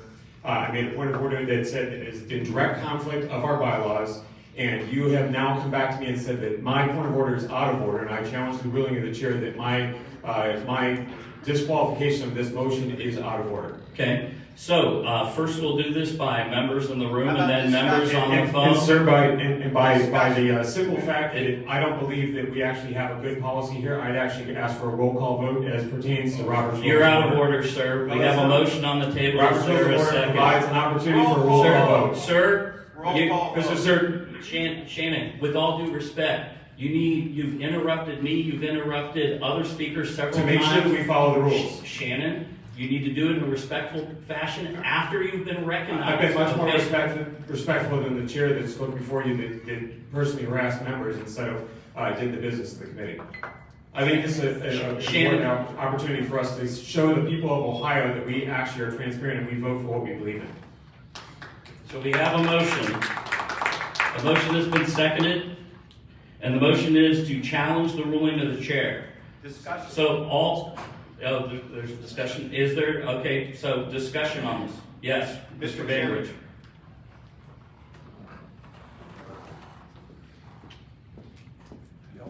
Mr. Chairman, I just want to point out to the members here that all the non-endorsed people, assuming we go ahead with endorsements under this process, all the non-endorsed people will have litigation that they can file against us for not following our own bylaws and endorsement. So you talk about litigation, it is very likely Sir, that's that we will have we will have litigation from all the non-endorsed candidates. Mark, you cannot threaten committee members with I'm litigation. not threatening anybody. I'm telling you what's going to happen. Mark, you need to calm down, please, okay? We have business to do, okay? You're out of order. Is there discussion on the motion? Is there any other discussion on the motion? Mr. Chairman, can we get clarification on the motion? Like part of it, you agree Well, the motion, Gloria, is to challenge the chair's decision that the process and the procedures as outlined in the bylaws have been followed. Okay? So first we'll do this. Clarification that a yes vote means that A yes vote is the challenge succeeds and the chair is overruled by the committee. A no vote is the challenge is defeated and the committee proceeds with its meeting and the report that was presented. Is any questions about that? Can I just ask a quick question? Yes, Joe. Sure. Clarification. So it is my understanding, and thank you. Should you stay? I know. It's my understanding that the procedures for the policy procedures for endorsements is something that has to be written up by the committee, has to be approved, written up by a subcommittee. No, this is not, Joe, this is not germane. The discussion here is there was been a ruling by the chair. There has been a motion to challenge the chair's ruling. We're going to address that. We cannot get into things that are off topic on this. It's not an I thought that's what this was all about. But it's a challenge to the chair. It's not the issue that's before the committee. The issue before the committee is specifically what. I call for a silent vote, please. Excuse me? A silent ballot, please. A silent ballot? Yes. A secret ballot, yes. Okay, so there is a motion that the challenge of the chairman would be done by secret ballot. I need 3 seconds. We have 3 seconds. So we do actually have a procedure for this. What we will do is the chair will appoint Dan Luschek to pass out ballots. Let me just explain the procedure here first. We're going to pass out physical official ballots to committee members. Hang on a second, I have this right here. So here's our procedures on secret ballots. A committee member may make a motion to vote by secret ballot. At least 3 committee members must second the motion. After the motion is made and seconded by 3 members, the secret ballot voting will begin. The process is done in 2 ways, in person and by phone. In person, I'll go through that first and then I'll discuss how it is done by phone. In person, a staff member will hand out official paper ballots to committee members.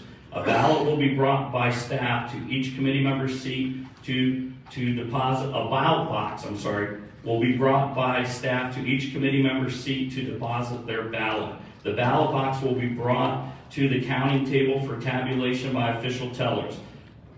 2 staff members will act as tellers and manually count each paper ballot. 2 independent witnesses will be able to watch the tellers count those ballots and verify the total. For those individuals by phone, a staff member will email an electronic ballot to each committee member attending by phone. Committee members will record their vote by reply email. So those of you on the phone, you will get an email. You reply to the email, whether you're voting yea or nay on the motion. A staff member will print each electronic ballot out and will fold the top of the paper to cover the name and email address of the committee member to maintain secrecy of the ballot. The folded email ballots will be given to the tellers to add to the count. 2 independent witnesses will also be there to watch that take place. The tellers will bring the combined total to the chairman and the chairman will announce the results. Are there any questions about that process? No one needs to agree with you, right? Clarify. That I will clarify the question here. So, an aye vote is a challenge to the chair and disagree with the chair's ruling. An aye vote is against the chair's ruling and in favor of Mr. Burns' motion. A nay vote is to support the chairman's ruling and the chairman's decision then to move on with the Endorsement Policy Review Committee, Screening Committee's recommendation. So once again, we don't have to do this separately now. We can actually do this at the same time. So those of you on the phone, you will get an email. An aye vote is against the chair's ruling, and a nay vote supports the chair's ruling. Are there any questions, people in the room or people on the phone? Okay, I'm going to, some people started doing this. Havasiat. Oh, okay, he's got his ballot. So staff got a little bit ahead of me. Dan Luschek is passing out the ballots. Henry Morris is collecting the ballots with the nice brand new official ballot box that I recently purchased on Amazon.com. Hey, we need ballots over here, Dan. The chair appoints Justin Biss and Clay Morris to act as tellers. The chair appoints Garrett Arnold to act as teller for the electronic votes. Hey, Garrett, did you send that out? And did you send that out with the explanation on the aye and the nay? Okay. The chair appoints, how about Shannon Burns, since it was your challenge to the chair to be there, and Mark Wagner, why don't you be the other witness since you're like right in eyesight? Or would someone else want to volunteer? All right, thank you. We'll take a few moments here as the ballots are collected. Henry, you want to pick up the slack there a little bit?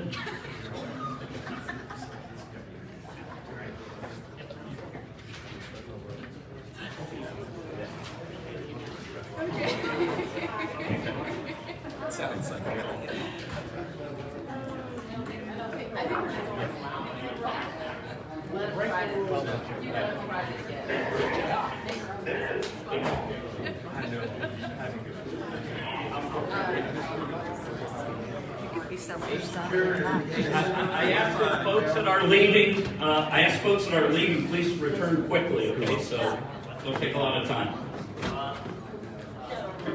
We're not recessed or anything.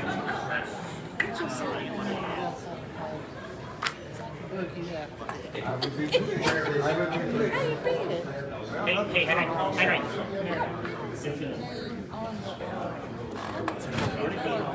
What? No, I you guys have yours.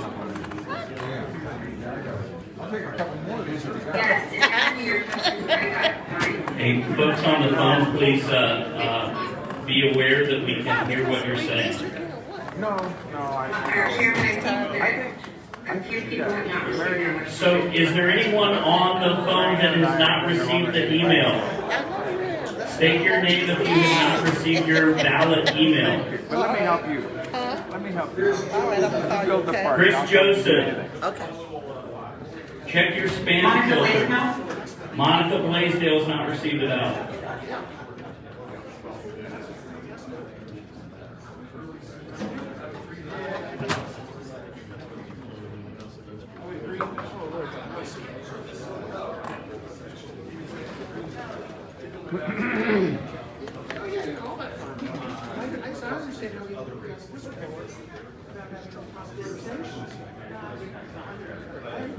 They're not going to take away my benefits.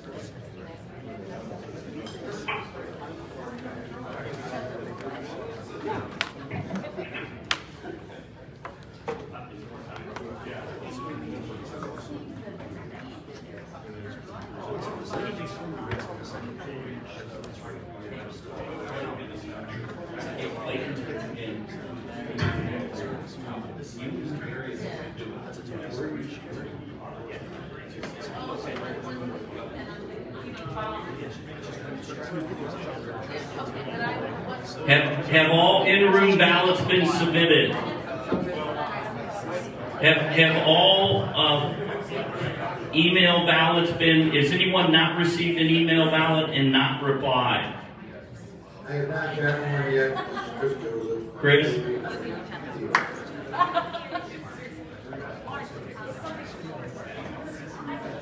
Check it over.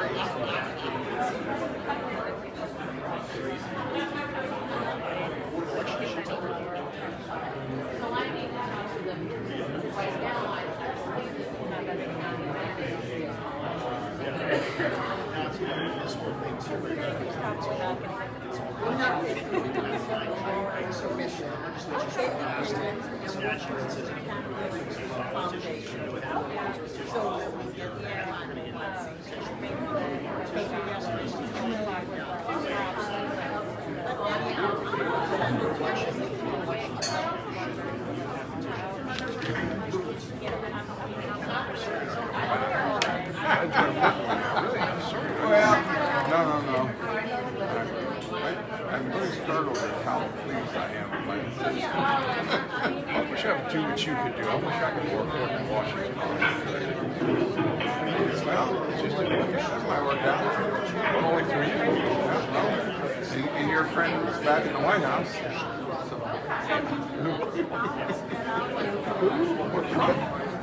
I don't think he's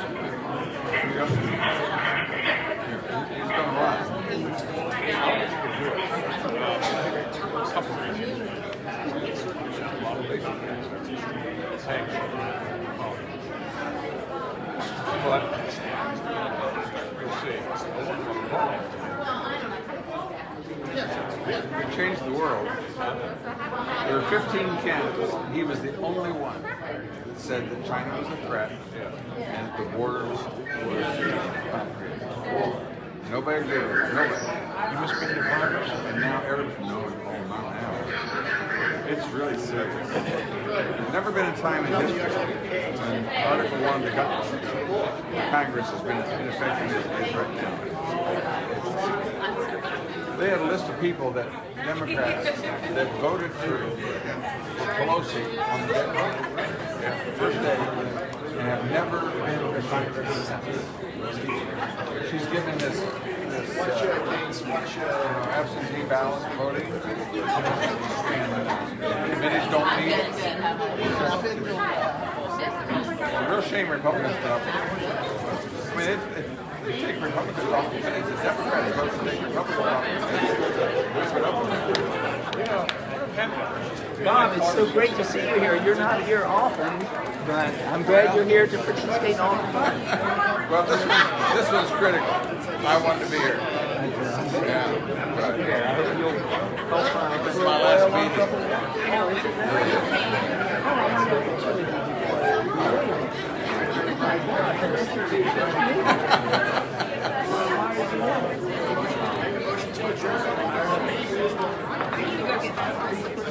I got here for one reason.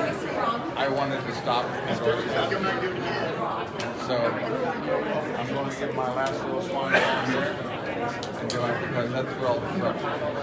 Most of these people have no clue what goes on. There's 3 or 5 people that control who gets endorsements all over the state. They're multi-millionaires. I mean, we might not be able to talk about that,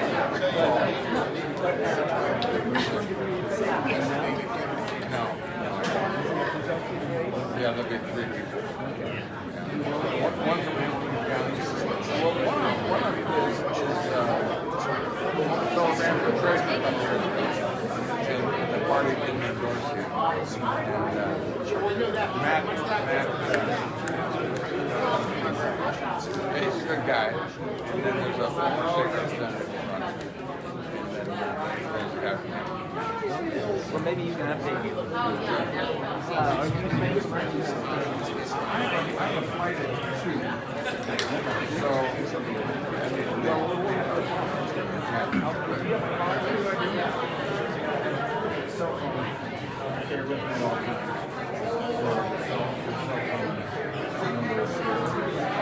I'd like to help you, Jack, because this is really sad. And what those handful of people I just told you about, they make a deal with the Democrats. The organization, the reason Ohio is not right to work is because Republicans make a deal. You don't try to get people to do anything. And so we elect these Republicans. But Ohio is 47th in job creation. We don't accomplish it. Good. I know I'm very disappointed.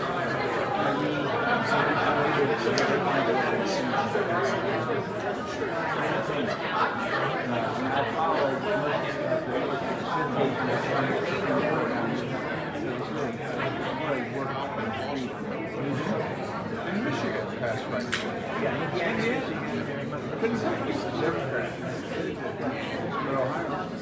That's just one example.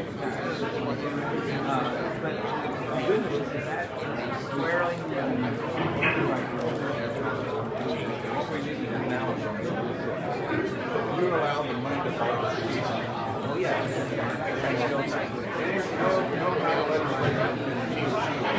That well, we will accept it. I'm most interested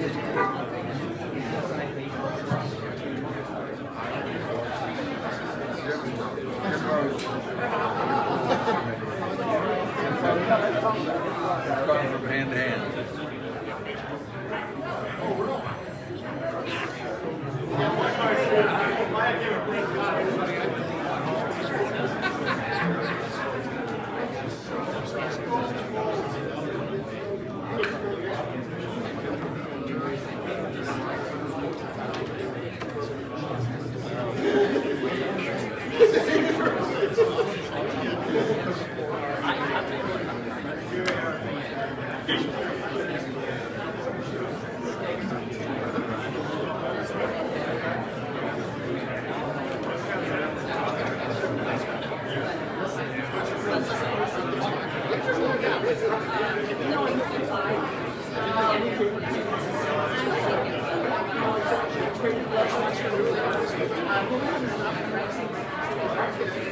Ladies and gentlemen, please be seated.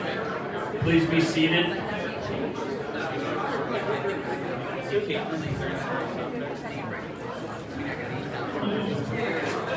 I ask members to take their seats, please. I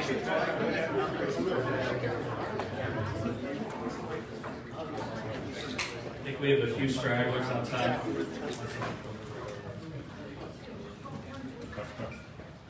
Okay, I have the results here. All those that we had 15 votes supporting the challenge of the chair, and we had 47 votes opposing the challenge of the chair. So the chair's ruling stands.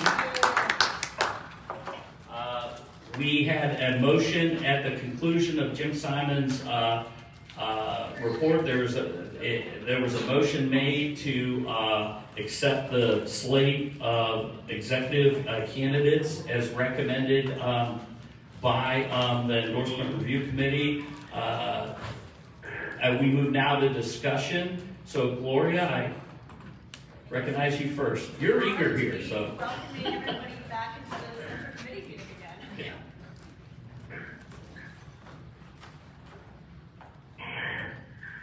This committee has the right and the privilege to endorse candidates for the good of the Ohio Republican Party. We want to win in November. This is a very important election, and we need to listen to Republican voters as we proceed with this endorsement process. In my opinion, we should not be voting on a slate in order for some candidates to hide behind the support of others. Each state official candidate should be voted upon by a roll call vote. And I say this because this will clearly show the support of the committee and validate their right to party support and all the benefits that come with this endorsement. I cannot vote on this slate while representing the constituents in my district. I support the endorsement of many of the listed candidates. If the committee will not vote on each candidate individually, I must then vote no on the slate and instead will publicly endorse those I do support. Thank you. Thank you, Gloria. Any further discussion? There was one other person I thought. Okay, Brian? Oh, Brian? Mr. Chairman, move to amend. What's your amendment? I move to amend to remove the name of Secretary of State Frank LaRose. There's a motion to amend by removing Frank LaRose from the list. Is there a second? Second. There's a second from Doris Peters. Is there discussion? Yes, I'd like to speak to the motion. Everybody here, I will not reiterate the letter I sent to the committee earlier. I just want to make one additional point that is in response to the committee's report on how they came to their judgment. President Trump, I believe, set a new standard for public officials of both political parties. He demonstrated that you can make tough campaign commitments and expectations and then deliver upon them once in office. Politicians have and I can say this as a former elected official in 2 different offices,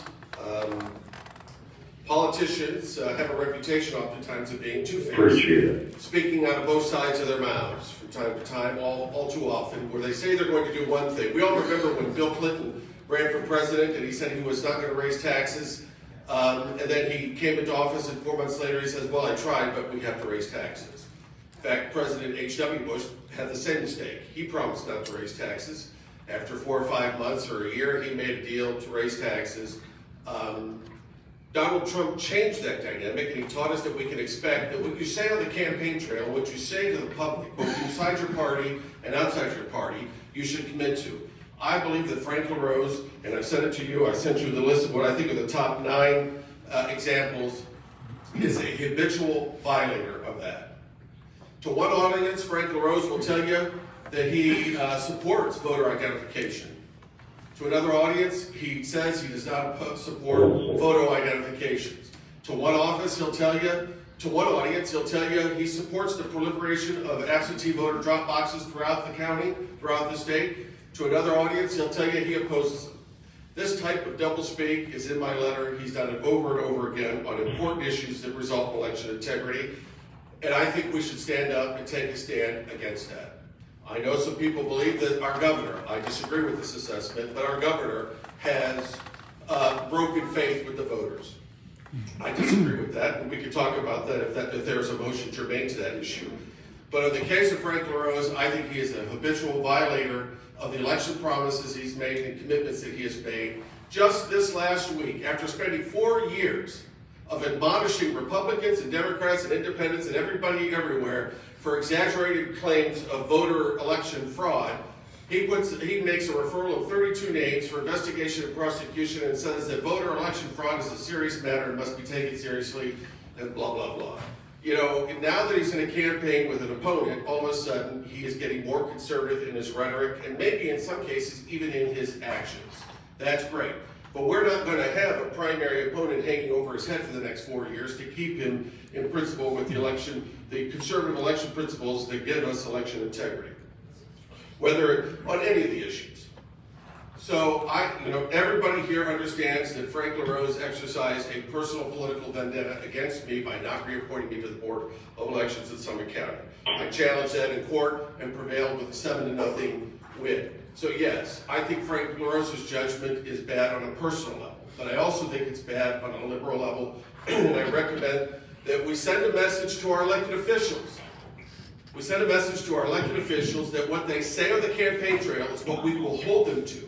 Mitch McConnell, about a week or two ago, said something that was absolutely insulting to the Republican National Committee and to bodies like ours around the state, around the country. He said it's not the job of the Republican National Committee, and by extension, the state committee, to hold our elected Republican candidates accountable to the positions they take while in office. They sometimes have to take positions. That couldn't be more wrong. That's why we exist. We exist to elect people that will carry out a particular platform that we think important. And that is our main purpose. I believe, personally, you can come to a different conclusion, that issue after issue, Frank LaRose has violated those beyond my own personal opposition. Therefore, I've made this recommendation, and with all seriousness, I believe that we can do better. I want to respond finally, Mr. Chairman, just one note. The committee said, Mr. Simon said in his committee report, that they're making these recommendations to these candidates because they have the most viability for victory in November. Viability for victory in November is too low a bar for who we endorse. It is way too low of a bar. We should not just be endorsing simply on viability. We should be endorsing based on Republican principles that we think are important. Is there further discussion, Mr. Inwood? Mr. Chairman. We'll bring it to you there.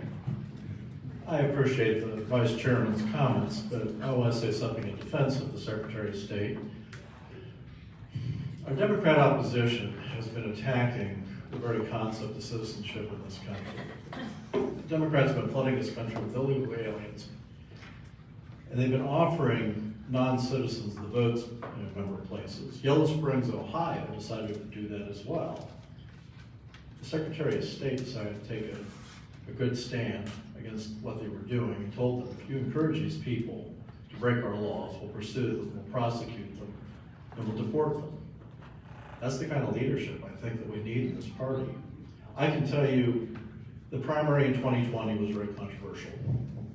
In my home county, Clinton County, a week before the primary was going to take place, we knew we had a huge problem. All of our staff, most of them were telling us they were not going to show up. Fear of COVID, or they were sick. We were not going to be able to staff the polling places. I do not fault the Secretary of State for making the decision he did. Part of being leaders is sometimes we have to make unpopular decisions, things that are going to be controversial. And I respect them for doing that. So today I ask you to keep these comments in mind as we proceed. Thank you. Thank you, Tim. I'm sorry, Jack, you're next. I think Angela was first. Yes, Jack is a true gentleman. I appreciate that, Jack. I'm the chair of the Fairfield County Board of Elections, and I would say this has been probably the most challenging time in our history for elections.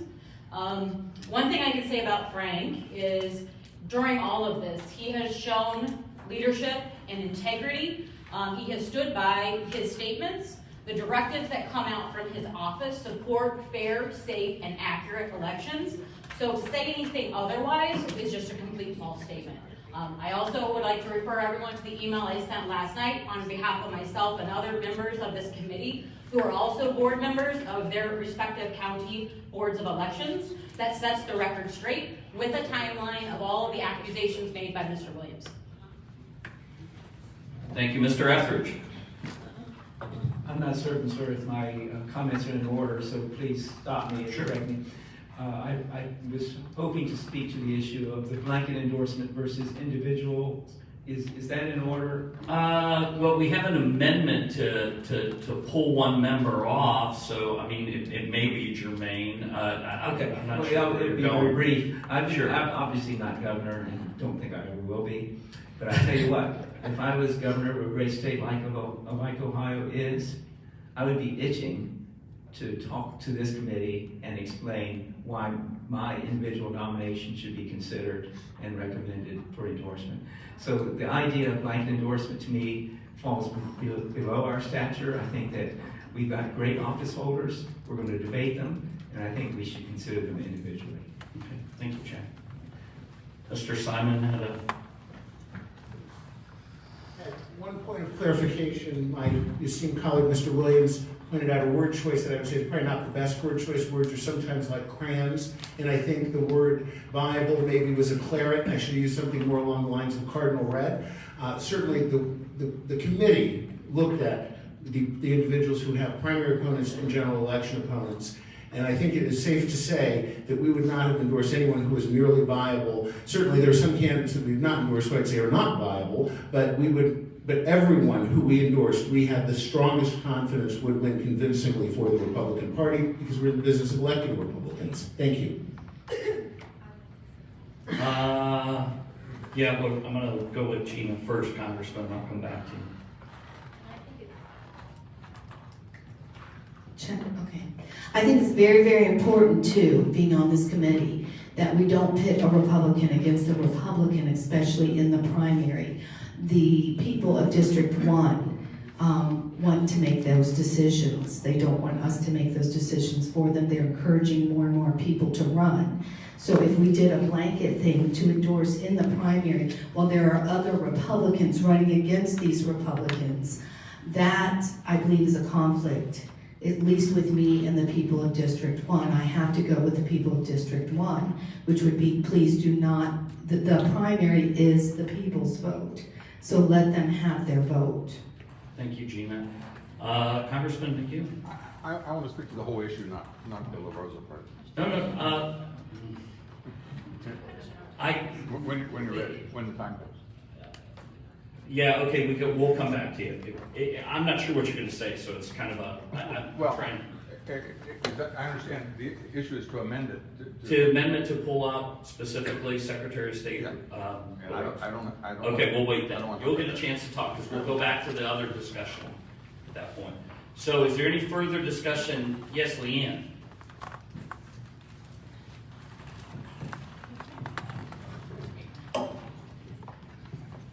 Honor and respect are earned. Our Secretary of State is an honorable man. He's married to a beautiful and brilliant woman with 3 gorgeous daughters.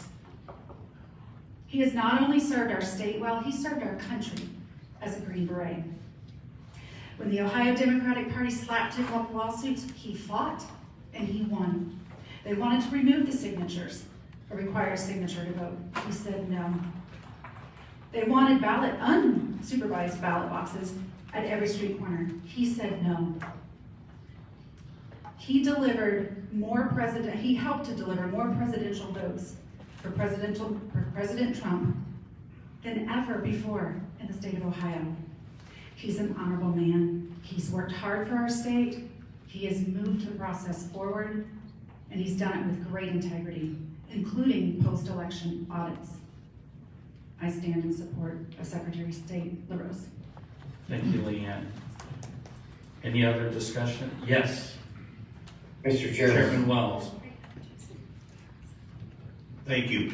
Thank you for the opportunity. I too want to stand strong with Frank LaRose. I have served on the Board of Elections since 1994, and I don't think there was a harder time for us board members or staff to stand strong day after day in the last 2 years. I can tell you that he has been there and his staff's been there day after day. And so he encouraged us, encouraged the staff, gave us the leadership. We were under attack every day from the left, and the one thing that was reassuring was that he was there. We may not have all agreed on all the things and the directives that came to us, but clearly, we knew that there was one challenge, is Ohio to get it right and do it right. No matter the results, it was drilled into us every day. Ohio, do it right and get it right. Thank you. Thank you, Doug. Laura. Mr. Chairman. Oh, wait, we have someone on the phone. Whoever's on the phone will get to you. I just recognized Laura Rosenberger. Thank you, Mr. Chairman. While I am fundamentally opposed to primary endorsements for anybody because they create an unlevel playing field and an unfair advantage to the non-incumbents. And also I'd like to speak on behalf of my most populous county, Greene County, who passed a resolution in April for the ORP, requesting that the ORP does not engage in primary endorsements. However, I will not make it known who I support or who I don't support for Secretary of State, because I do believe in honor, and I do believe that I should recuse myself from any vote for Secretary of State, because I too serve on the Board of Elections like Mr. Williams. So if we are to get to that point, which I hope we don't, I hope we vote not to endorse anybody for anything. That is clearly what the voters of Ohio want us to do.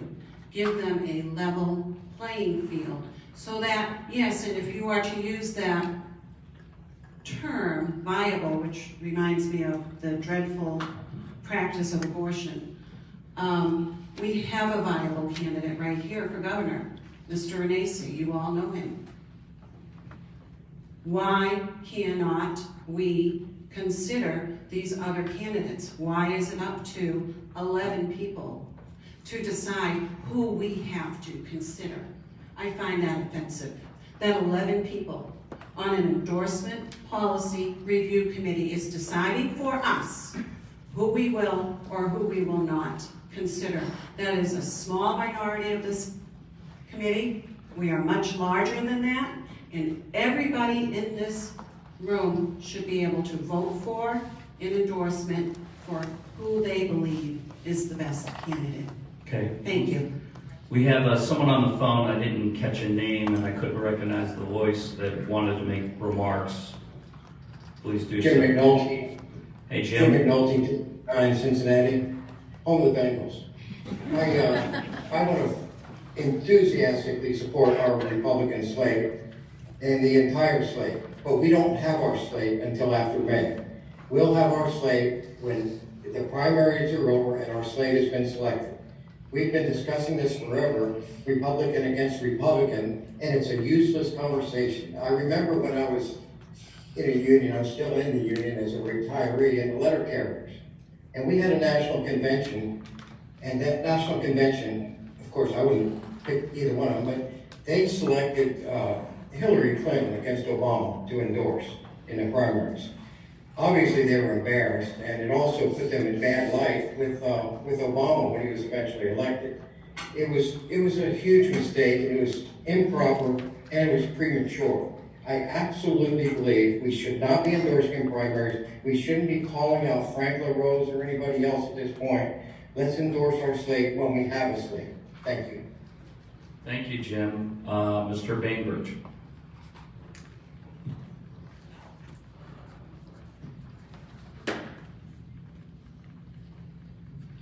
I agree with the two previous speakers in terms of not endorsing until the voters speak. But the thing I want to point out is that we've had several people make comments about Frank LaRose. and that's fine. But I think we have to recognize, going back to the conflict of interest, that everybody, every person on an election, board of elections in any county in Ohio, by state law, is appointed by Frank LaRose. Susie O'Brien, for example, my counterpoint, works for Frank LaRose. The only person probably is Brian, who doesn't have a conflict of interest because he was appointed to his position by the Ohio Supreme Court. So I want everybody to recognize that if you work for a board of elections or Frank LaRose, you really need to recuse yourself from this vote. Melanie. Okay, Mr. Chair, thank you. I want to stand in agreement with contested races. Uncontested races, I think it's fine. We get our candidates ready, rolling for November, for victory in November. But on uncontested races, you can see the divisiveness it's already created in the past 20 minutes.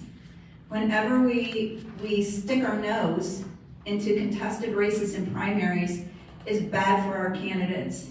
It's bad for our party. It's bad for unity within our party. This goes on all over the state. Y'all know you participate in county stuff. So I strongly encourage us to not endorse in contested races so that we can have more unity and less divisiveness. I mean, look what has had to be said here about our candidates just from this process alone. Okay, Greg. Well, I appreciate everyone's comments on this. I've been working a poll since I've been 9 years old with my father. I'm 71. And I cannot tell you how many times people come up in a Republican primary and ask for a Republican slate card. Who's Republicans backing this year? Who are you backing? Why are you backing? It's our job, folks, to sort out the good candidates. You take Governor DeWine, you may have an issue with him, you may not. But when you're governor of all the people, not just Democrats, not Republicans, not independents. You make the best decision that you can for the state. Needs a heck of a job. But I can tell you, I've been working these polls all these years, and these people rely on us when they walk up and say, do you have a slate card? Who's the Republicans backing? Folks, that's our job, to support candidates. And if we don't, then what are we even doing here? Thank you. Mr. Carter.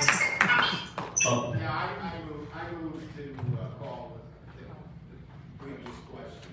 Okay, we just had somebody on the phone that spoke at the same time as you. Can I at least address this person on the phone before we take your call? Thank you. Thank you. There's a person on the phone that made a statement, or maybe. Yes, Denise Burdick. Hey, Denise, you are recognized by the chair.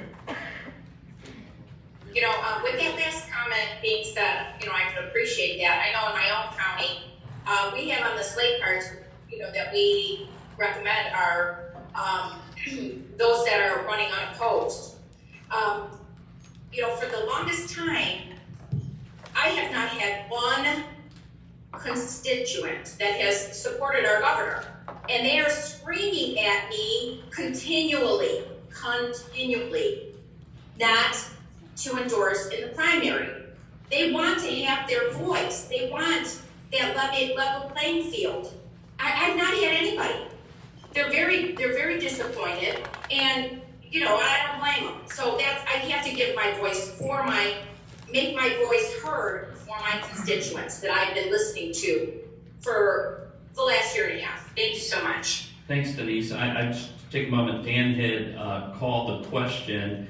I'll just take a point here. You know, we've had a lot of discussion that hasn't been specifically germane to the amendment by Mr. Williams, and I've tried to let that go, but I want to remind everybody that we do have limitations on the number of times people speak and how much they speak. This isn't the United States Senate, so there won't be a filibuster or anything like that. So I ask people to try to stay germane and try to stay specifically at the issue at hand. As a gentle reminder. Now, Dan has called a question. Is there a second? But I do know there's a member here that has a question. Is there a second? to call the question? Okay. So the motion is there's a motion to end debate.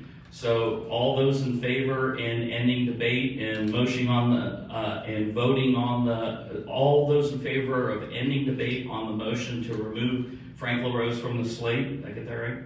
The people in the room, then the people on the phone. All those in favor of removing Frank LaRose signify by saying aye. Aye. Wait. Oh, no. Sorry. Thank you, the parliamentarian.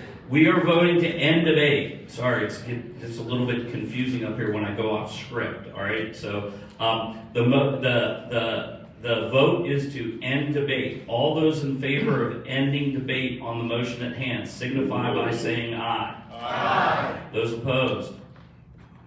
All those on the phone that agree with ending debate signify by saying aye. Aye. Opposed, say nay. Yay. It's clear to the chair that the ayes have it. We will now vote on the motion. The motion, for confusion's sake, that I may have contributed to. The vote at this point is on the motion to remove Frank LaRose from the slate. An aye vote would remove Secretary LaRose. A nay vote would keep him on the slate. Are there any questions on the phone about that? Okay, so the question is before us. All those in favor of removing Frank LaRose from the slate signify by saying aye. Aye. All those opposed? No. On the phone only, all those in favor of removing Frank LaRose from the slate signify by saying aye. Aye. All those opposed, say nay. Nay. It's opinion of the chair that the nays have it. Mr. LaRose is not removed from the slate. Is there any further discussion on the issue before us? She didn't make a motion.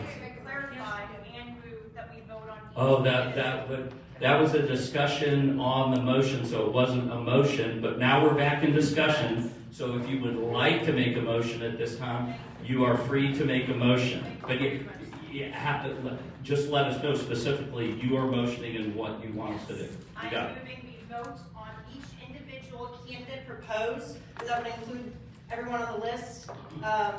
DeWine, Yost, LaRose, Sprague, in favor. Did I get everybody? And that we vote by roll call vote. A second. So that is two separate motions. So are you making one resolution on all things? I'm not sure that's in order. You have to do one. You have to do one motion, and then if you want to come back and do another, you can do that.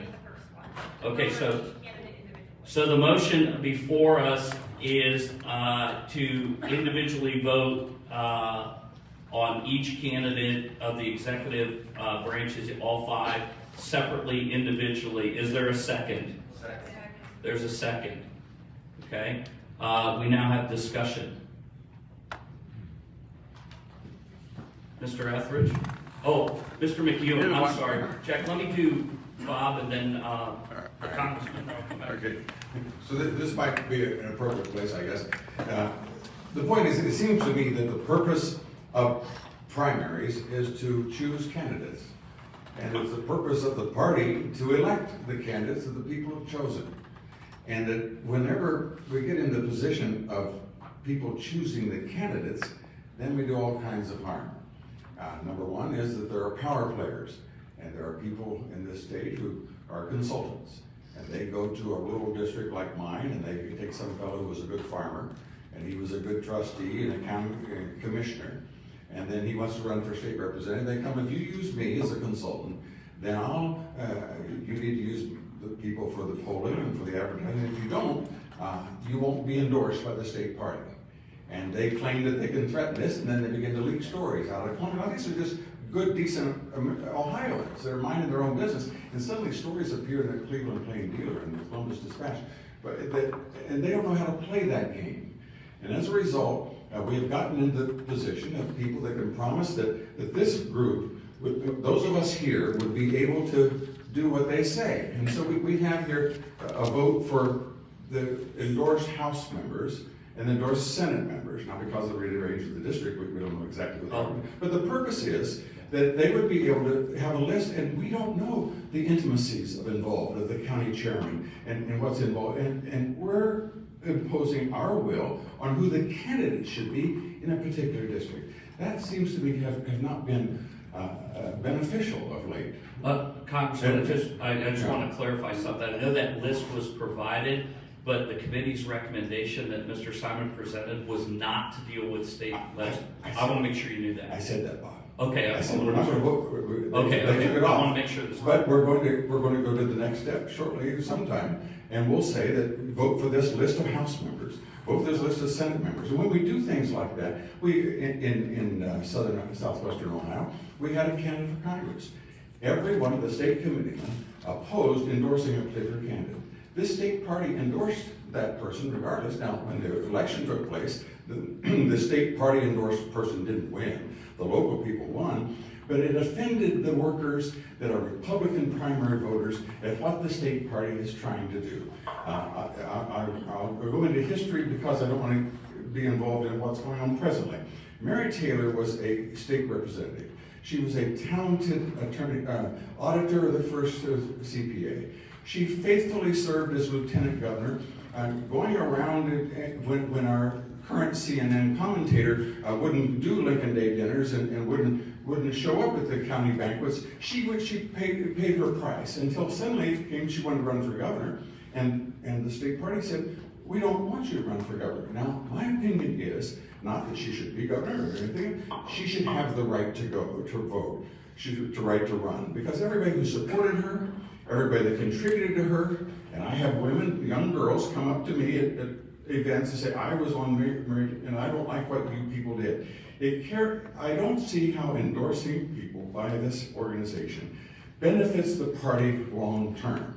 There's going to be millions of dollars spent by Republican contributors over these next few weeks. There's going to be people working the polls. They have just as much right to have a say in choosing the candidate as anyone, and I believe they should be. They should choose the candidate, and then the party should be strong enough to help them win.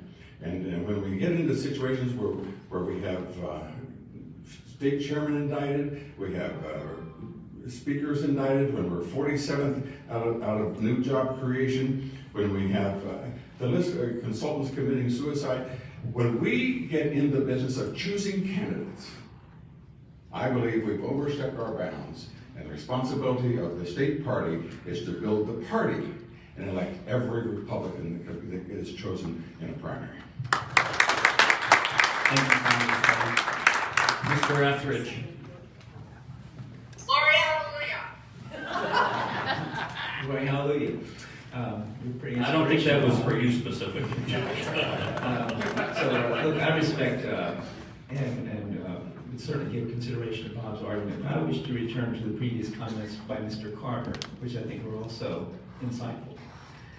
And I also want to reference it as it relates to each and every one of you on this committee. Look, you're here for a reason. Our motivations, our backgrounds are different, but we are a representation of the state.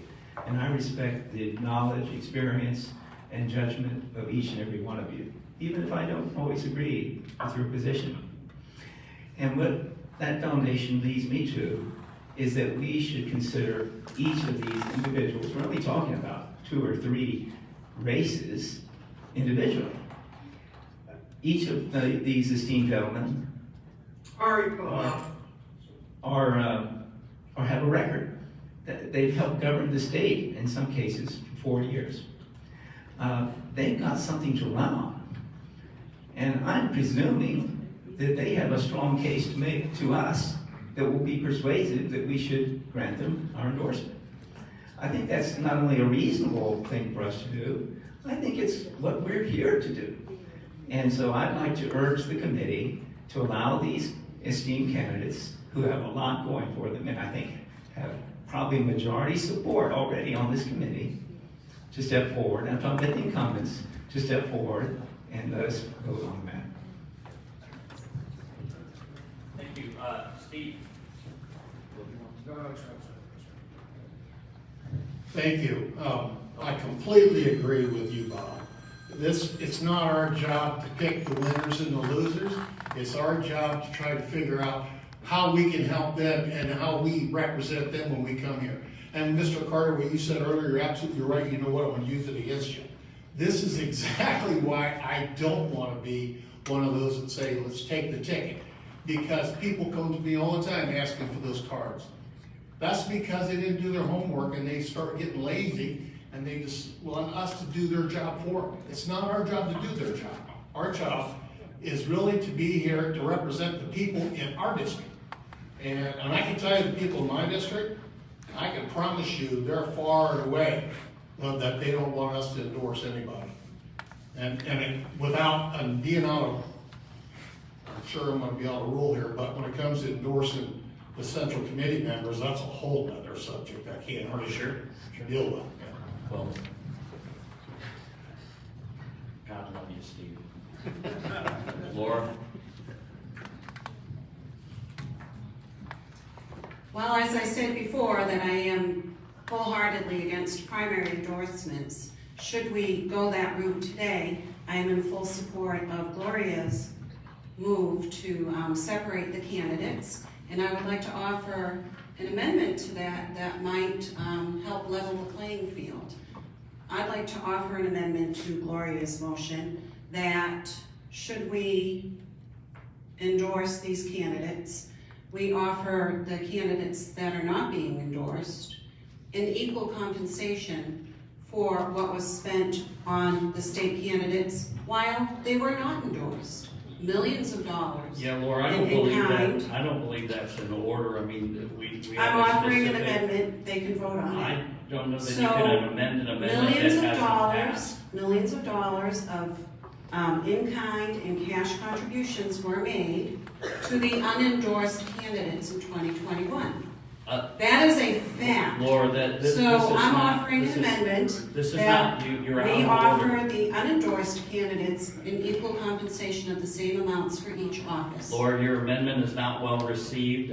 You've spoken a lot today, and I've tried to be liberal and giving folks time, but we have an amendment that hasn't even been voted on. You cannot amend the. Well, Mr. Williams amended Gloria's motion, and we voted on it. I don't believe. We voted on his amendment to Gloria's motion, correct? It's also, Laura, it's not even germane to the issue. The issue Well, I think it is, and my Uh, constituents would think it is too. Well, it's out of It's order. very subjective. It's not germane to this. So you're ruling me out of order? I'm ruling you out of order, yes. Well, I thought it was a great idea. I appreciate that. I appreciate that. Yes, Mr. Johnson, Chairman Johnson. I'll be real brief. I have a great deal of respect for Steve and your comments, and there are members of this committee that are county chairman and activists. All of us are activists back in our respective districts. And it's not a right or wrong. Some people philosophically disagree with endorsements, and some philosophically agree with them. And I come from a small rural county, Columbiana County. When I first became chairman 30 years ago, we had 3 Republican office holders. And now we have every office in the county but one, actually a pretty good Democrat. And he wants to change parties and be Republican. I said I was going to retire when we want every office in the county, so maybe it would be a good thing for some of you to get rid of me. But so I wouldn't tear each other apart on the philosophy of whether we should endorse or not. My own position is that, I think it was Mr. Carter, somebody suggested people come to the party. Most people in my county, it's amazing, people in my own family, they don't know who the justices are. They don't know who their congressman is. Sorry, Leanne. I'm just telling you the reality. And so we've gone through a process. My job as county chairman is to go out and recruit candidates. I try to find the best candidates that I can find. And I tell them when the time comes, we're going to support you. And so then all of a sudden 2, 3 other people pop up and say, well, I'm going to run. And that's fine, they can run. We have a screening committee just like this group does. And we give fair deliberation. We're going to have a screening committee of the governor candidates and the Secretary of State candidates in my county set for March 12th. I appointed subcommittee to head that up, to be the presenter, so I don't spoil the process. People, I'm kind of strong-willed. So, but it'll be a fair process. And I think this should be fair. We should debate these issues. I'm happy to vote. If you want to do a roll call vote, I wouldn't oppose that. When it comes to endorsing this body, I'm against that. I think we should run on our own merits. So those are my thoughts. Thank you. Any further discussion? Chairman, I have a very fast comment, but I just wanted. Go ahead. Just a very fast comment, just kind of, people have already said this, but I just want to get my 2 cents in. I think we have for the governor's race, we have a very viable candidate back here, Jim Bernanke, and a lot of people like him. There's really no reason for a race like for governor that we should be automatically just giving the go to Governor DeWine. I mean, he does not have a huge popularity right now. I mean, that's obvious. Maybe, we kind of gloss that over with what we do here and how we talk, but, out there, he's not very popular. I think if he wins, that's wonderful, we'll get behind him. If Jim wins, we'll get behind him, but this is a battle for two very competent leaders, and I don't think we should, tip the scales for that. Yes. Bonnie. He knows how Pike County is. I was in 2010, Pike County got very involved. Democrats have been in control for about 85, 90 years. I said, I'm going to change our county, and we hold all offices but one, okay? How did we do that? We gave direction to our county. Most of our county, even if you do vote all the time, you don't always know. Some people don't know. Maybe they don't have time to research it. They look to us. And if we can't look at our state, I don't know if anybody's ever, in the last, 3 or 4 weeks, Ohio is #1 in tons of things in the United States. We have financially not cut taxes. We have done everything. All of our candidates deserve this. So many people don't know that, okay, who should I vote for? Well, we're not telling you who to vote for. We're recommending these are the people that's earned it. They have got skin in the game. I think we need to vote on the slate, don't put people against, and then if people don't want to in the primary, they can vote whoever they want to, but so many people, especially in my area, they're not sure, and if we can give them direction, I think that we should do that, and I'm just telling you, that's how it was in Pike County. You couldn't even work in a convenience store if you're a Republican. Now, we are able to do that because we gave our county direction, we endorsed candidates, we talked about who we thought was the best. Maybe you have 2 good candidates, but one is surely better than the other. So I think we need to look at this. Look at Ohio. We've been through a pandemic, and we are #1 in a lot of things in the United States. People look at us. They talk about mandates. We don't have any more mandates. We did the best we could do when this pandemic first started because nobody knew what to do. I think it's time we give people in this state direction and let them know if they're not sure that our candidates we have now, our state candidates, they've done a bang-up job. And I would put that against any state in the United States. Jonathan. Go fall asleep there, Caitlin. Jonathan Zucker, 26th Senate District. I stand in support of Gloria's motion. We all get to be on the ballot and be voted on by our own individual merits, not as a slate. And I think that we would like to get back to the point of this motion, and I call question. Okay, question has been called. Is there a second? Second. Question has been called and second. Debate presented. We don't really have any provisions for a roll call vote here, Shannon. We have secret ballots. We have a voice vote. We usually start with a voice vote. What point of order then? What's your point of order?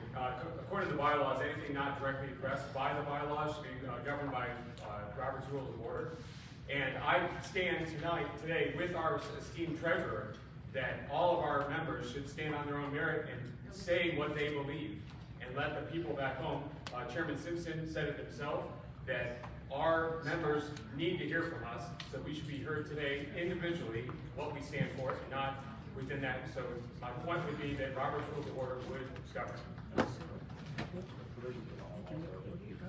Your presence. By voice vote, there are provisions to secret ballot necessary. Yeah, the provisions that, do you want to just come up here? Give them the microphone there.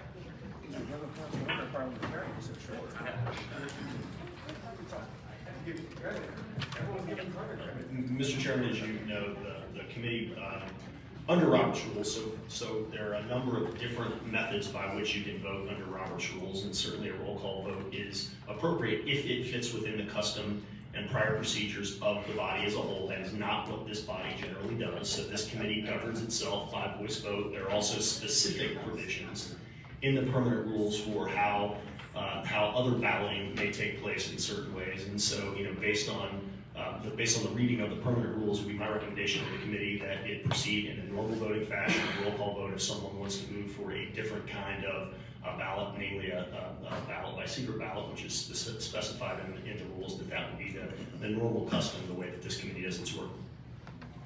So is there any, I challenge the ruling of the chair. I'd like to follow our esteemed treasurer's advice and choose that we as a body can decide for ourselves. The parliamentarian just said that. We can decide to vote by roll call. That's our choice as a body.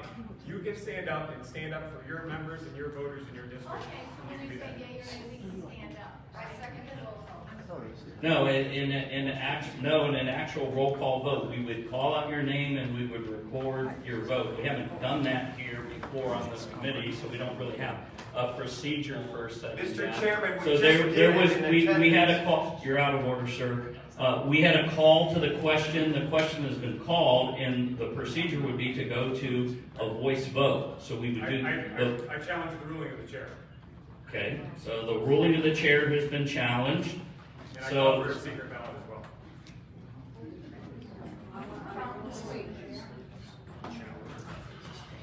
Okay, your challenge has not been sustained. We haven't had a second. Second. There's a second on the challenge.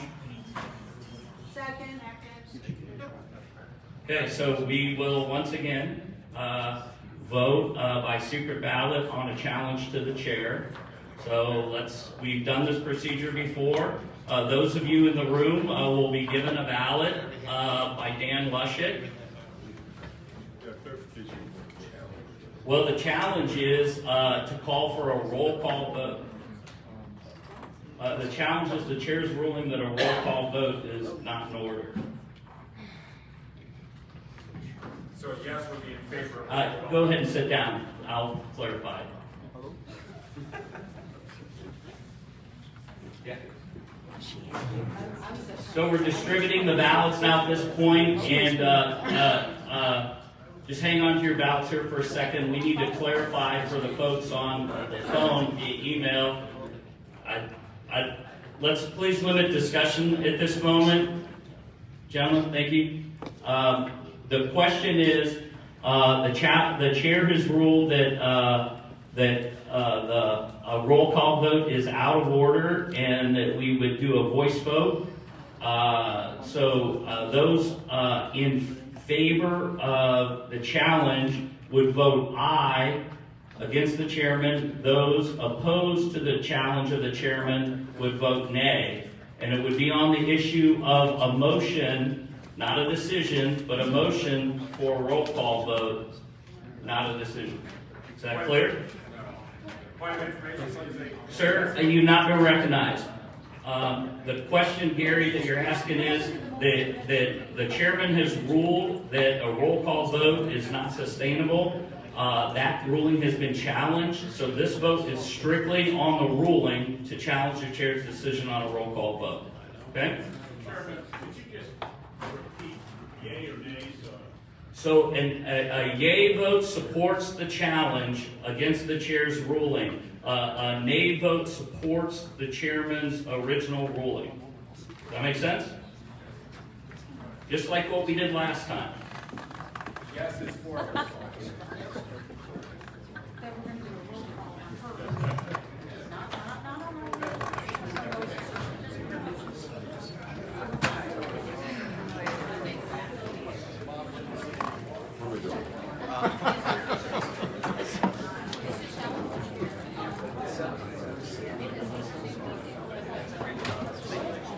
You're right.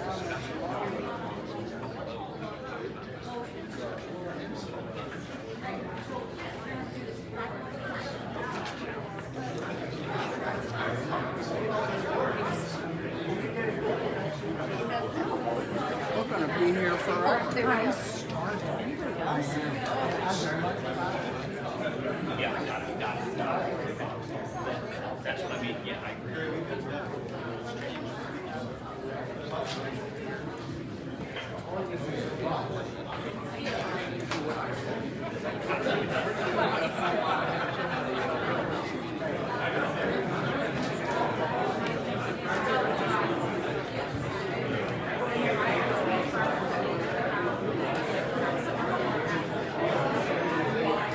Again, an I vote is for the challenge, and the nay vote is for the chairman.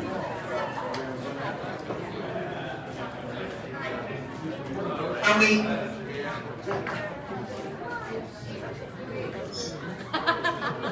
Cheater.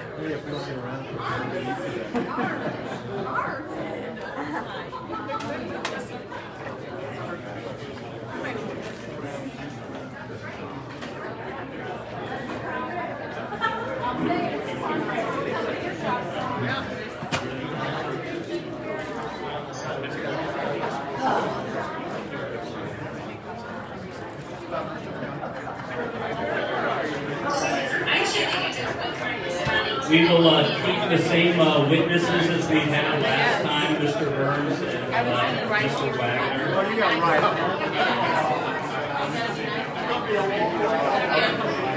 I'm having a hard time.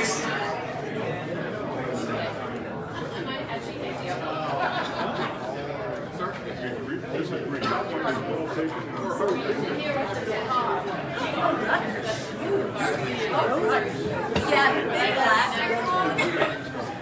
Somebody should tell me I should have worn running shoes.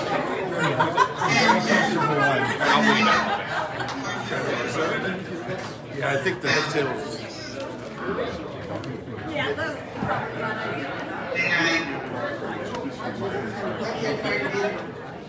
Yeah, I don't either. So frustrating. I wonder if we can. Are there any ballots in the room that have not been cast?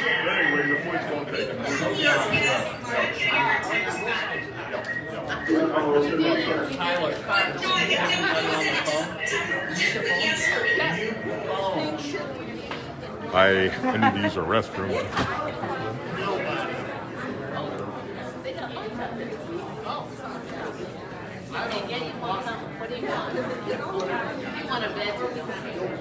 Do we have all ballots collected inside the room? I'm assuming that silence is agreement. Okay. Are there any members on the phone that have not received the email ballot? Please state your name if you've not received it. Mrs. David, I did not receive it.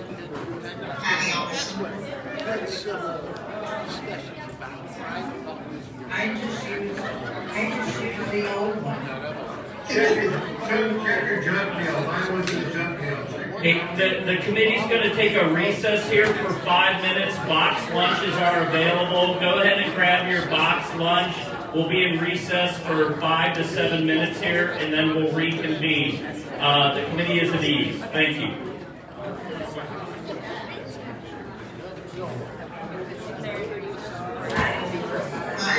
First time.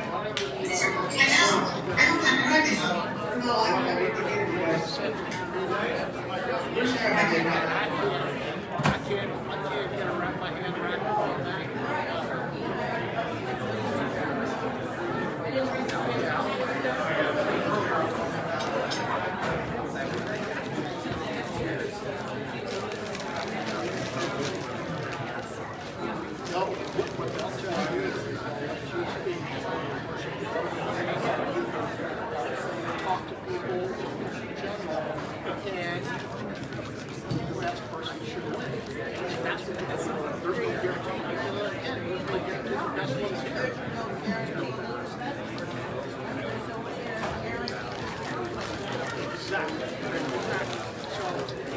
They run against me, then I have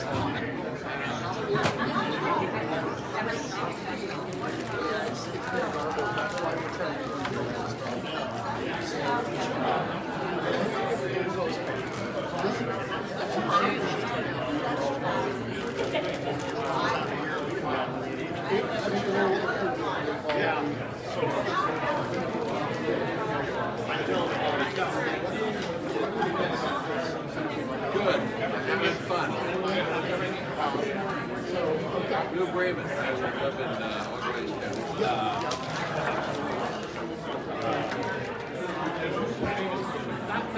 the alarm. You know it was close. So the point of this call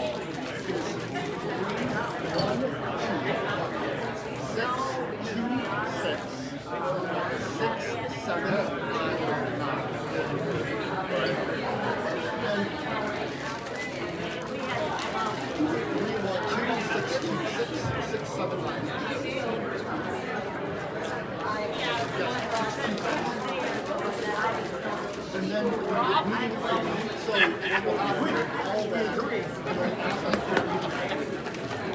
you know, there's a little longer number. I read a little more. So you 5 kids. Go out and find 2, 4, 2, 5, 7. Exactly like and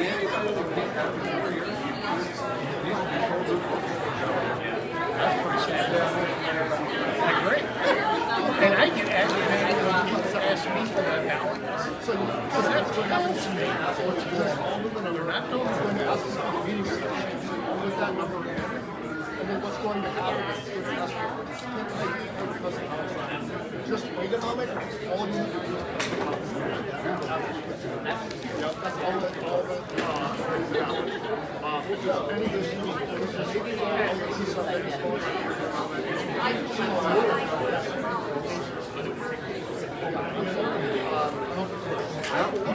I think we should all work for who we want. Yes. And whoever wins, Then we jump and help them. That's exactly right. Then we get over and you know, the one I really can't build with at all, you mentioned it earlier, is Central Committee voting to endorse Really? That's crazy. That's something you would see on the next. They would put something like that. Republicans was embarrassed the last time we voted for one.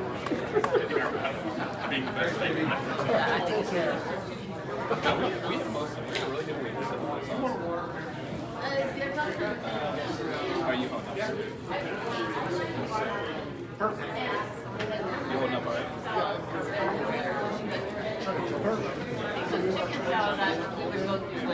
Yeah.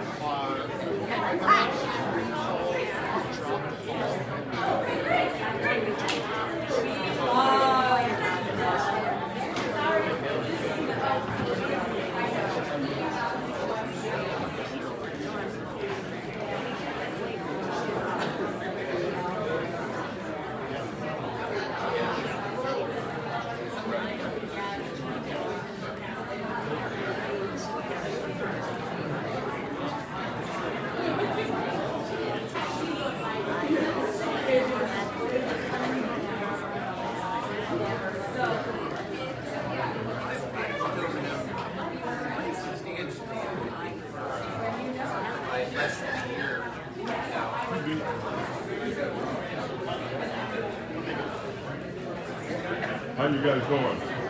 Good.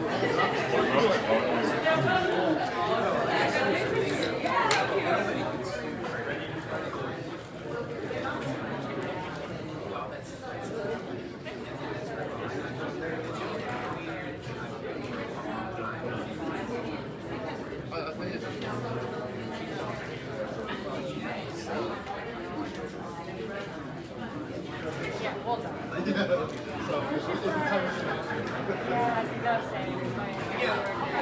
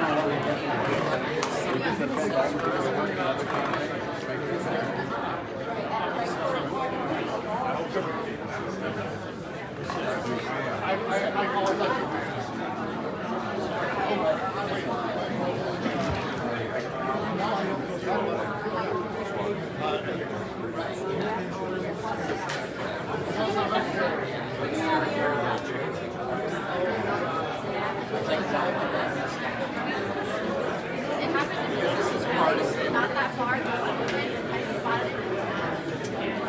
I don't know about it.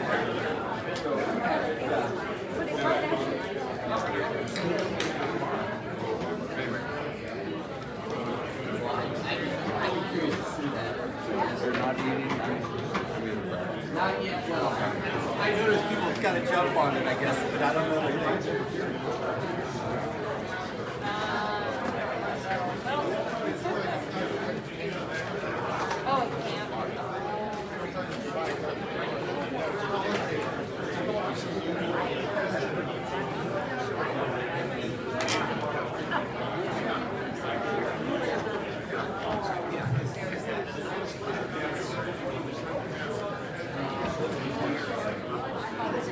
Ladies and gentlemen, I'd like you to take your seats. We're going to call the meeting back to order here momentarily.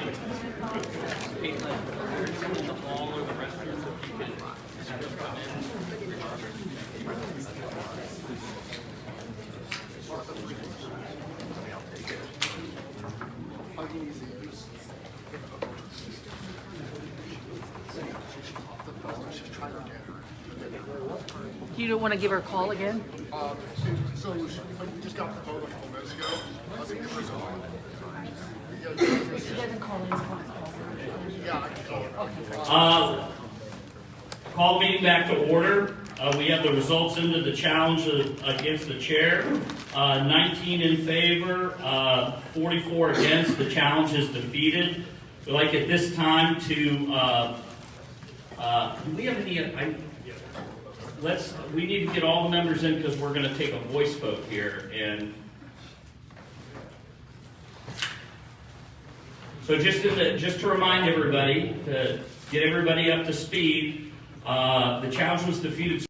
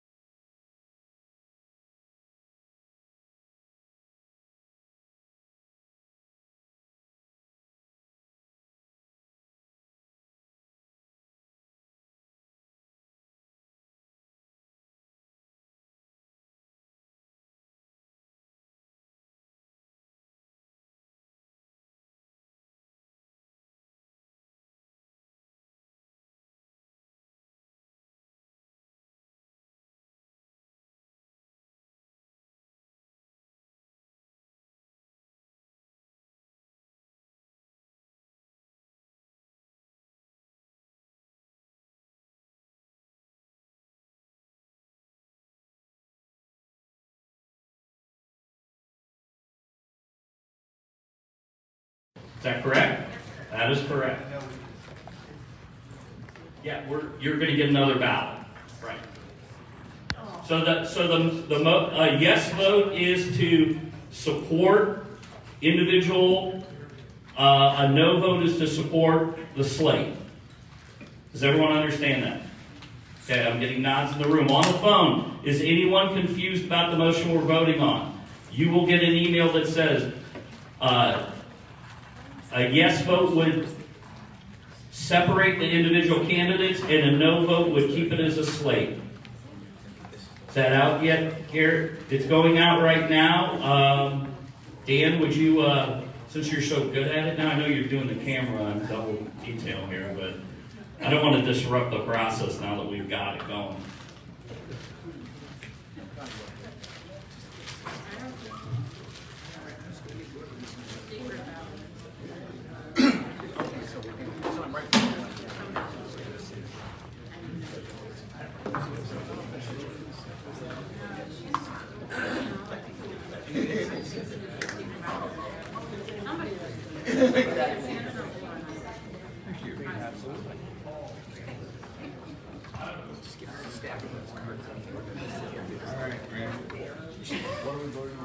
We're going with canary ballots this time. Thank you, Clayton, for the nice pastel colors with Easter on the horizon.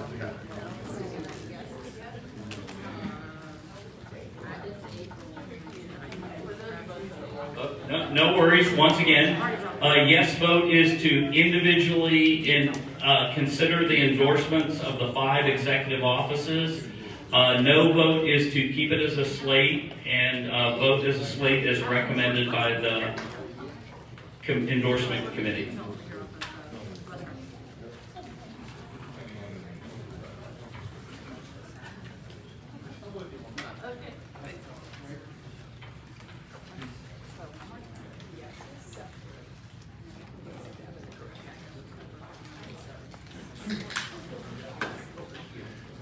Is the audio back on?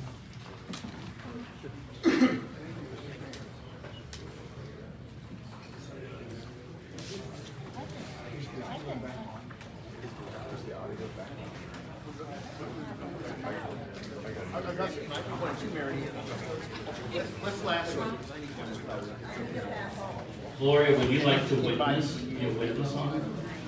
Great. Mark, I'm going to give you a parade. Okay.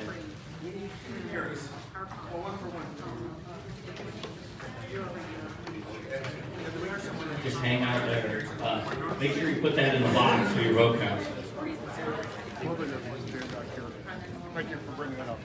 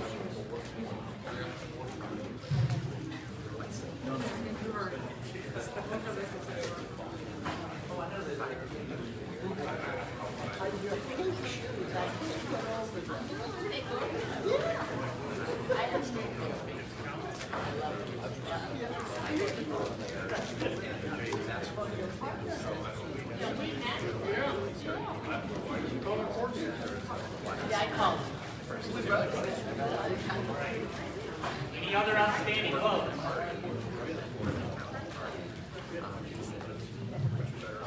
Are there any uncast ballots in the room? Okay. Any folks on the phone that have not gotten a ballot or not voted? Okay, I sent mine by phone.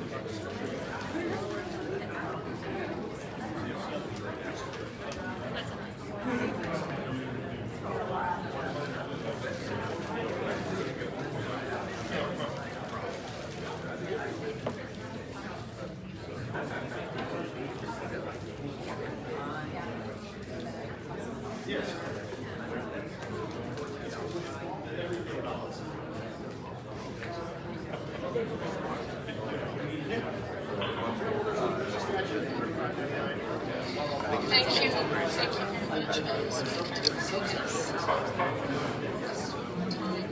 in this house to be speaking is a seminal time in Canadian history and review. It is important that we seem to be looking to candidates. There is the different version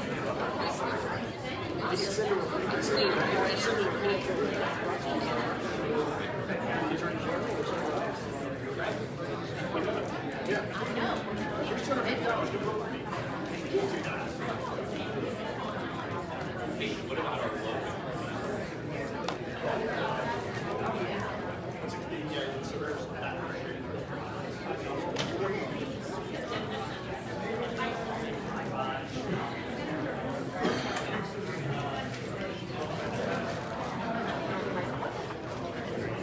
Put it in your fireplace.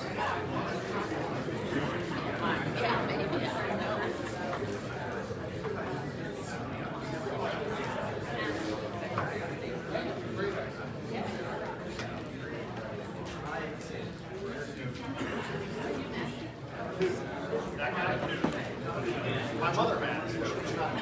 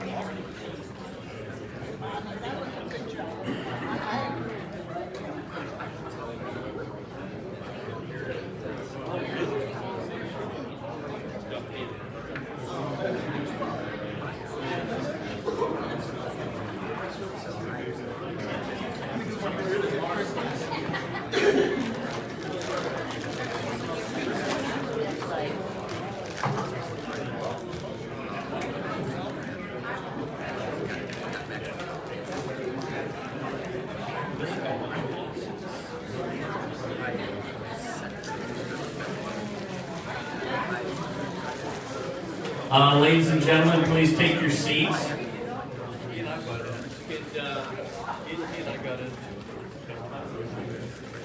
Any members in the hall have to come in? We're asking the members to come back in. I think we're gonna. Oh, no, I think we can be okay. Everybody, we good, Dan? One more.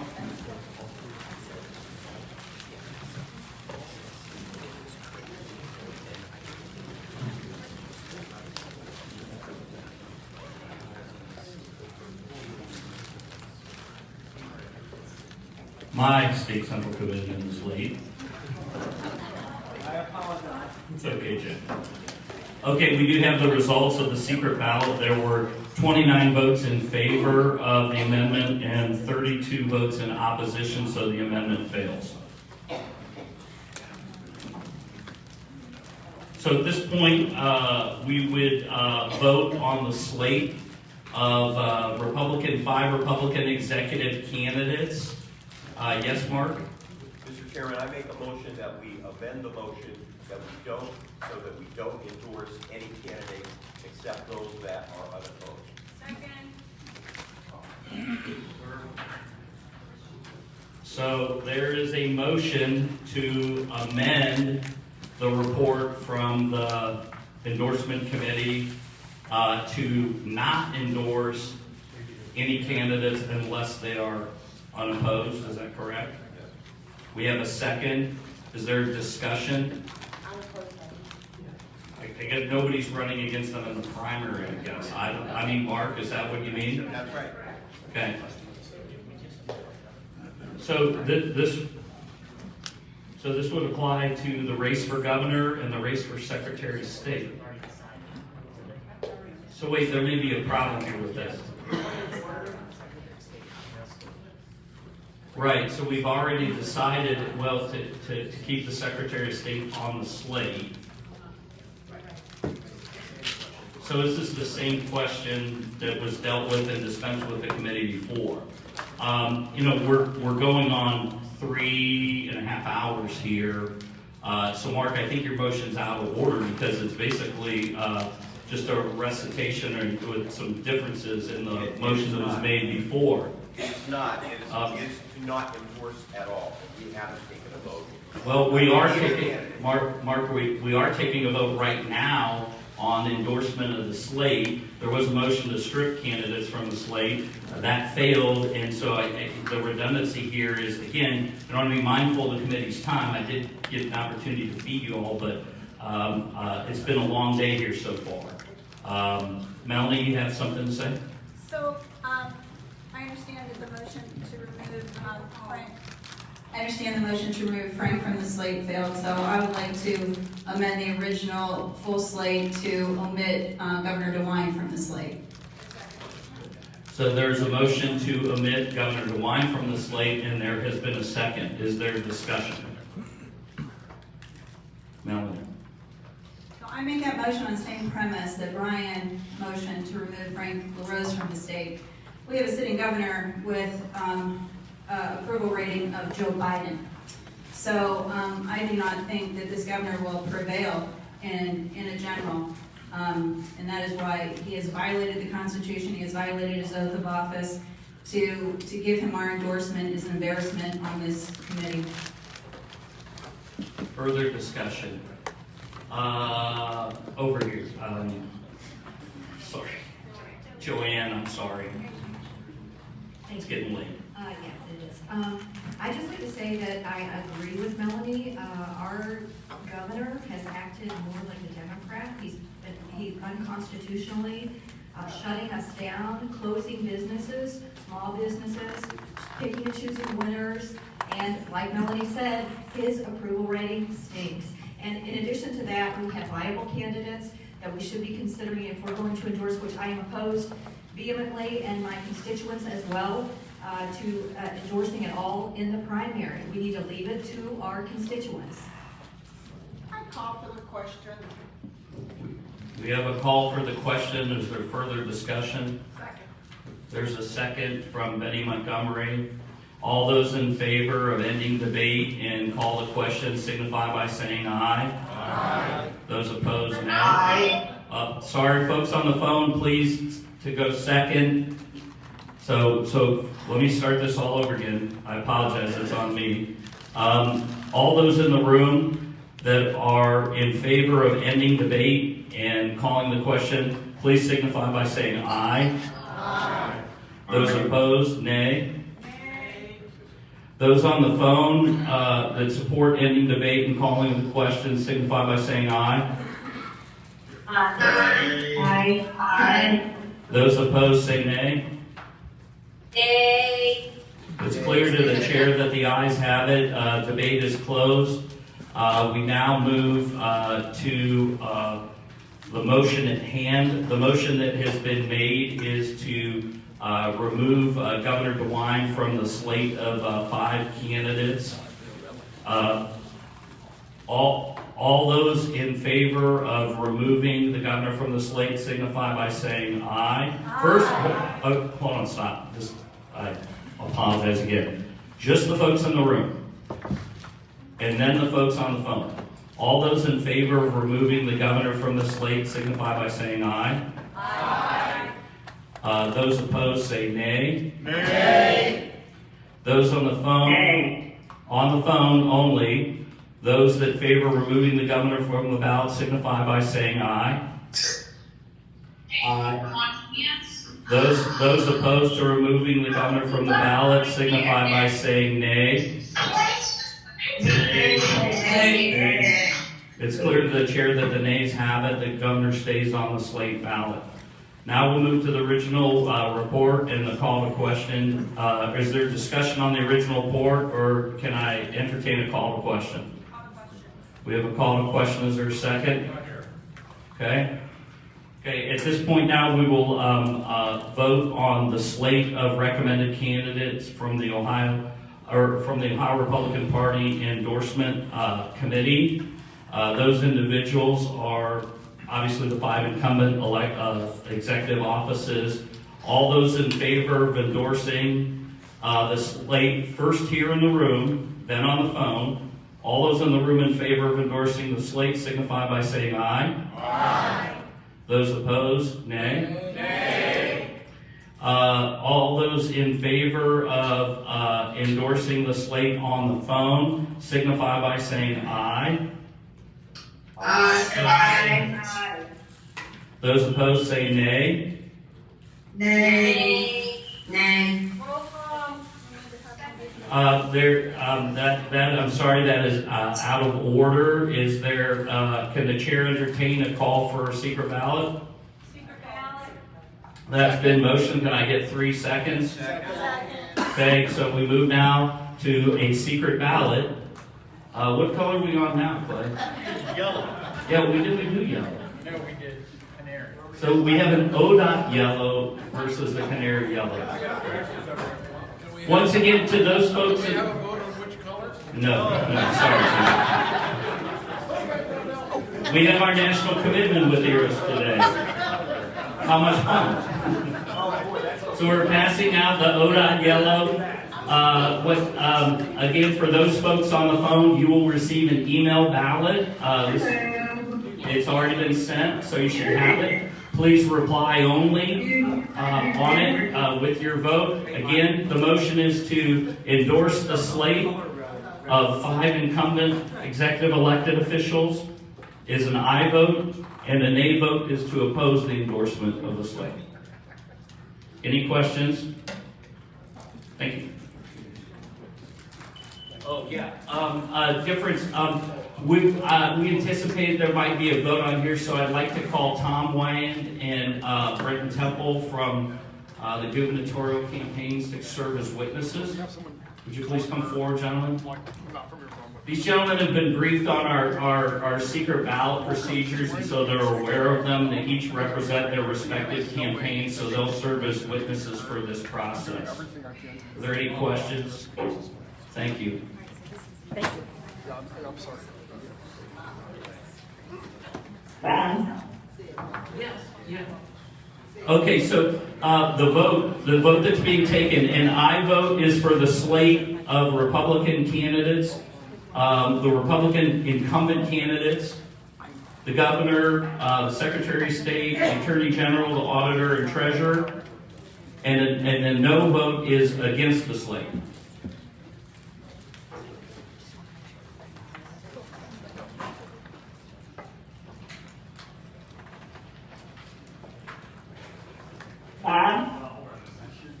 Yes. Yes, who's on the phone? Is there a question?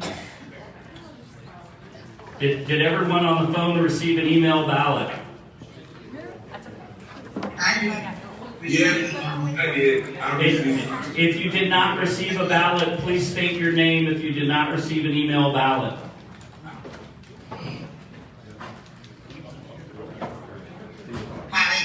It's been a long day. I gotta fight it. Heading to Dallas. That's a great city. I like the Cowboys. Although they can't win a game. And Couple of clips there. they were so close. I was so excited for that close. I didn't expect it. Yeah, they did fantastic. Is somebody on the phone asking a question or have a concern? Yes, I do it if there's somebody else does. This is Patty Alderson. Yes, Patty, what do you need? I don't think I got the ballot. I'm trying to check that up here. I got a new mail that just came up. Okay, there you go, Right that's here. it. Okay, That's thank it, you. okay.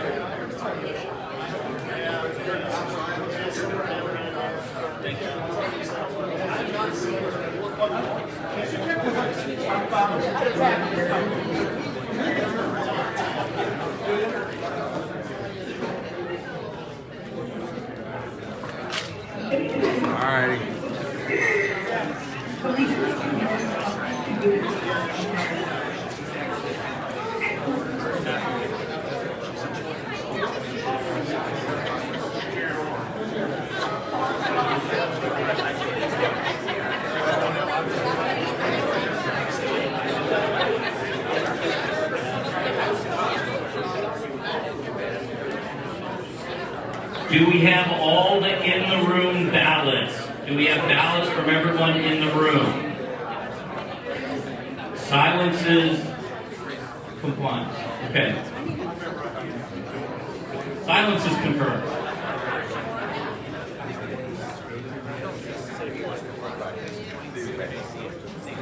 Okay.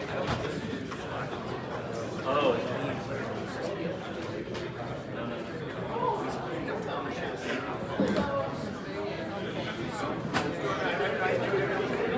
You want to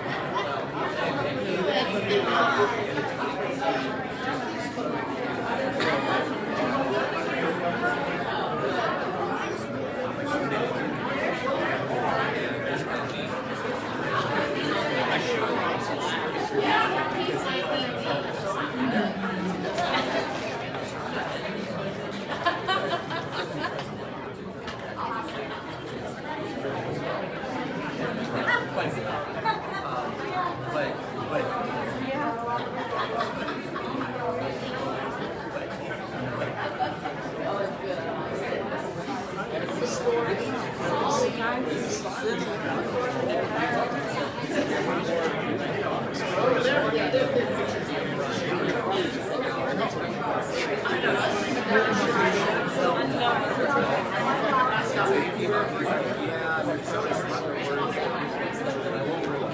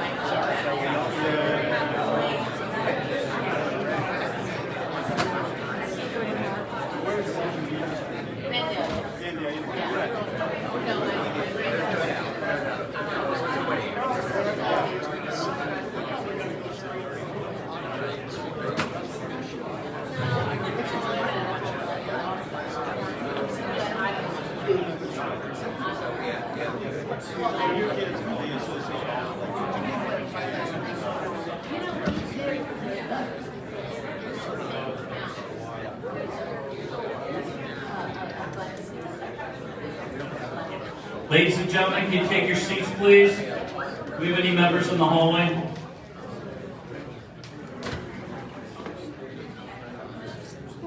All set? Okay, thank you all. We have the results. The motion, or the vote at hand was to endorse the 5 recommended executive offices. That motion has passed by a vote of 36 to 26. So at this point, I would like to address the issue. As Jim Simon mentioned, we have no legislative maps or basis to discuss endorsements on State House, State Senate, or State Central Committee, and the chair would entertain a motion to table these items until a later meeting. I have a motion, a second? Okay, this require discussion?